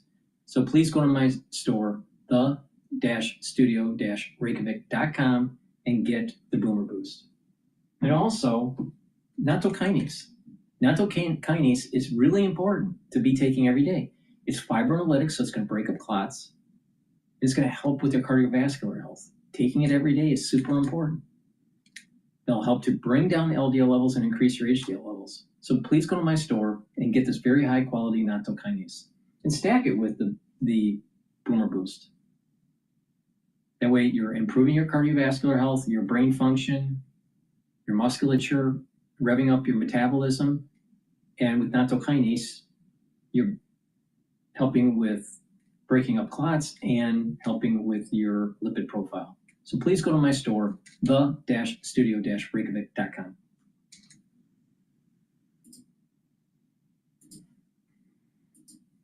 That would work, and we'll continue to explore them a bit later on this hour, not only in this conversation with the President of the United States, but Katie Richards from the Groundwork Collaborative is set to join us a bit later on this hour as well. There was a time we were using the term posse comitatus here on the program on a daily basis. That was when President Trump deployed National Guard troops on the streets of LA, and there was a question about whether they may be deployed elsewhere, confounding many at the time, because of course the idea behind the Posse Comitatus Act is that U.S. military troops cannot carry out civilian law enforcement actions. It's become a daily fact of life for us here in Washington, D.C., of course, over the past couple of weeks, with National Guard troops and many agencies, I believe a dozen federal law enforcement agencies, helping to control the streets of Washington and what the president describes as a crime-infested city. Of course, this comes against the backdrop of crime in Washington falling to a 30-year low, according to the Department of Justice. But the fact that these National Guard troops are now armed has brought a new wrinkle to this conversation, as has as well the president's threats to send National Guard troops to other cities. Next expected to be Chicago. This also will likely come up in this conversation today with reporters. It certainly did yesterday, and that's why we wanted to get back on the line with Robert McWhirter, constitutional law attorney, practicing criminal defense, civil rights lawyer from Maricopa County, Arizona. He's with us once again on Bloomberg TV and radio. Mr. McWhirter, it's great to see you once again. What does the Posse Comitatus Act think about armed National Guard troops on the streets of D.C.? Does it depend entirely on what their mission is, if they're helping to protect federal property, for instance, as opposed to conducting arrests here in the federal city? What does it mean? Well, first of all, I heard you had a birthday joke. Happy birthday. Thank you. Sure. Posse Comitatus. You know those old Western television shows where it said we got to form a posse to go after the bad? That's Posse Comitatus. It's an old kind of common law back in the Middle Ages. It's power of the county. It's getting the county together to go after bad guys. That's where the term posse comes from. It's Posse Comitatus. So he's trying to invoke this kind of, lawlessness. We've got to get a posse together to go after lawlessness. In D.C., the president has more power to do so because ultimately the president is the head of the National Guard in the District of Columbia. When he wants to go into the states like Chicago, no, the governor is the head of the National Guard, and the way that normally works, except for extraordinary circumstances, is the governor has to request, like there's a big flood or something, and needs national help to deal with it, well, then the governor will make the request or whatnot. So this is the legal basis he's trying to go on. And you gotta note, I mean, most of these cities is going after crime rates are falling, but more importantly, the Republican-controlled major cities, he's not talking about putting the National Guard in with them. It's only the Democratic-controlled cities that he's doing, which really makes this as just a political move and a political stunt, and kind of underscores the ugliness of it, not the necessity to fight crime. The president has used federal Title 32 orders to get us this far. Because this is in Washington, and to your point, he's got a little more leeway here in the federal city with armed National Guard troops. Do the guns make a difference, Robert, or that's just a development that the Secretary of Defense decided to move on? I think it's just more for show than anything else. It's this continual image that we're tough. Now, what the guns do is you now have people who are not trained in police work. These people, these men and women of National Guards who have done great service for this country in foreign wars in Iraq and Iran, et cetera, that's what they're trained to do. Now they have guns in a situation where they're not trained. Police get a great deal of training of when they can pull their firearms and when they cannot. And that's because the police serve us, the citizens. Well, now you have people that are trained in a totally different way of using their firearms, walking around a city street with firearms. Frankly, when Donald Trump says he wants to clean up Washington, D.C., I think that's a really bad look for Washington, D.C., because generally speaking, in a democracy, But it was okay for them to carry weapons in the MTA system in New York, but not okay for Washington, D.C.? What it is they're just trying to demonize Trump. Once again, Bloomberg, orange man bad. TV and on YouTube right now, some images taken the night before last when these troops were first deployed with rifles and sidearms. Governor J.B. Pritzker is waiting for something to happen in Chicago. He's telling Trump not to come, not to deploy the troops there. Robert, he made a post on Twitter to Donald Trump and his administration. If you hurt my people, and remember, there are, of course, massive political overtones here for what could be a future presidential candidate. Nothing will stop me, not time or political circumstance, from making sure you face justice under our constitutional rule of law. A political bluster, maybe, but does the governor have any power to keep the troops out of his city? Well, it's going to be a power to go to courts. You could have, if you get to the situation where people are having this militia versus that militia, well, the last time that really happened was the American Civil War. And I don't think we exactly want to go back to that. Remember, the firing on Fort Sumter in April 1861 was the South Carolina National Guard, essentially, that started the Civil War. So that's kind of what he's invoking. Look, a president can invoke the National Guard for a national interest and to protect a federal building. The best example of that was during the Civil Rights Movement in Little Rock, Arkansas, where President Eisenhower nationalized the National Guard to affect the national interest of civil rights, which was directly under the dictate of the 13th Amendment, the 14th Amendment, and ultimately the 15th Amendment, but mostly the 14th Amendment. So there was a direct federal interest and a changing value in this country about the importance of fairness in education and racial equality. That's where we're talking about the National Guard coming in. And Donald Trump just saying, oh, I'm going to fight crime. Well, fighting crime on American streets belongs to mayors and governors who are crying for maybe federal help to have more police officers hired. That's where you can fight crime. More programs. Not sending in the bottom line is that these Democrats, they ran their city into the ground, they're crime ridden, and now they're not willing to take the help of the federal government. Why? Because it's Trump. Because if Trump's successful, it just proves positive that the Democratic Party sucks when it comes to running major cities. Please go to my store, the-studio-reykjavik.com, and get the vitamin K2. This will help with bone density and also help with your cardiovascular health. D3 is a gene expression cofactor. It also helps to get cells to go into apoptosis when infected. And D3 helps to absorb calcium. Take these together, do resistance training, and you get the max benefit in building bone density. In addition, it helps to pull some of that calcium depositing out of plaque formation and reduce calcium depositing around plaque formation. That way, it's helping with your cardiovascular health. please go to my store, the-studio-reykjavik.com. Use discount 5, you get $5 off any order. Spend $100 or more, you get a free gift until supplies last. Thank you for listening, and have a nice day.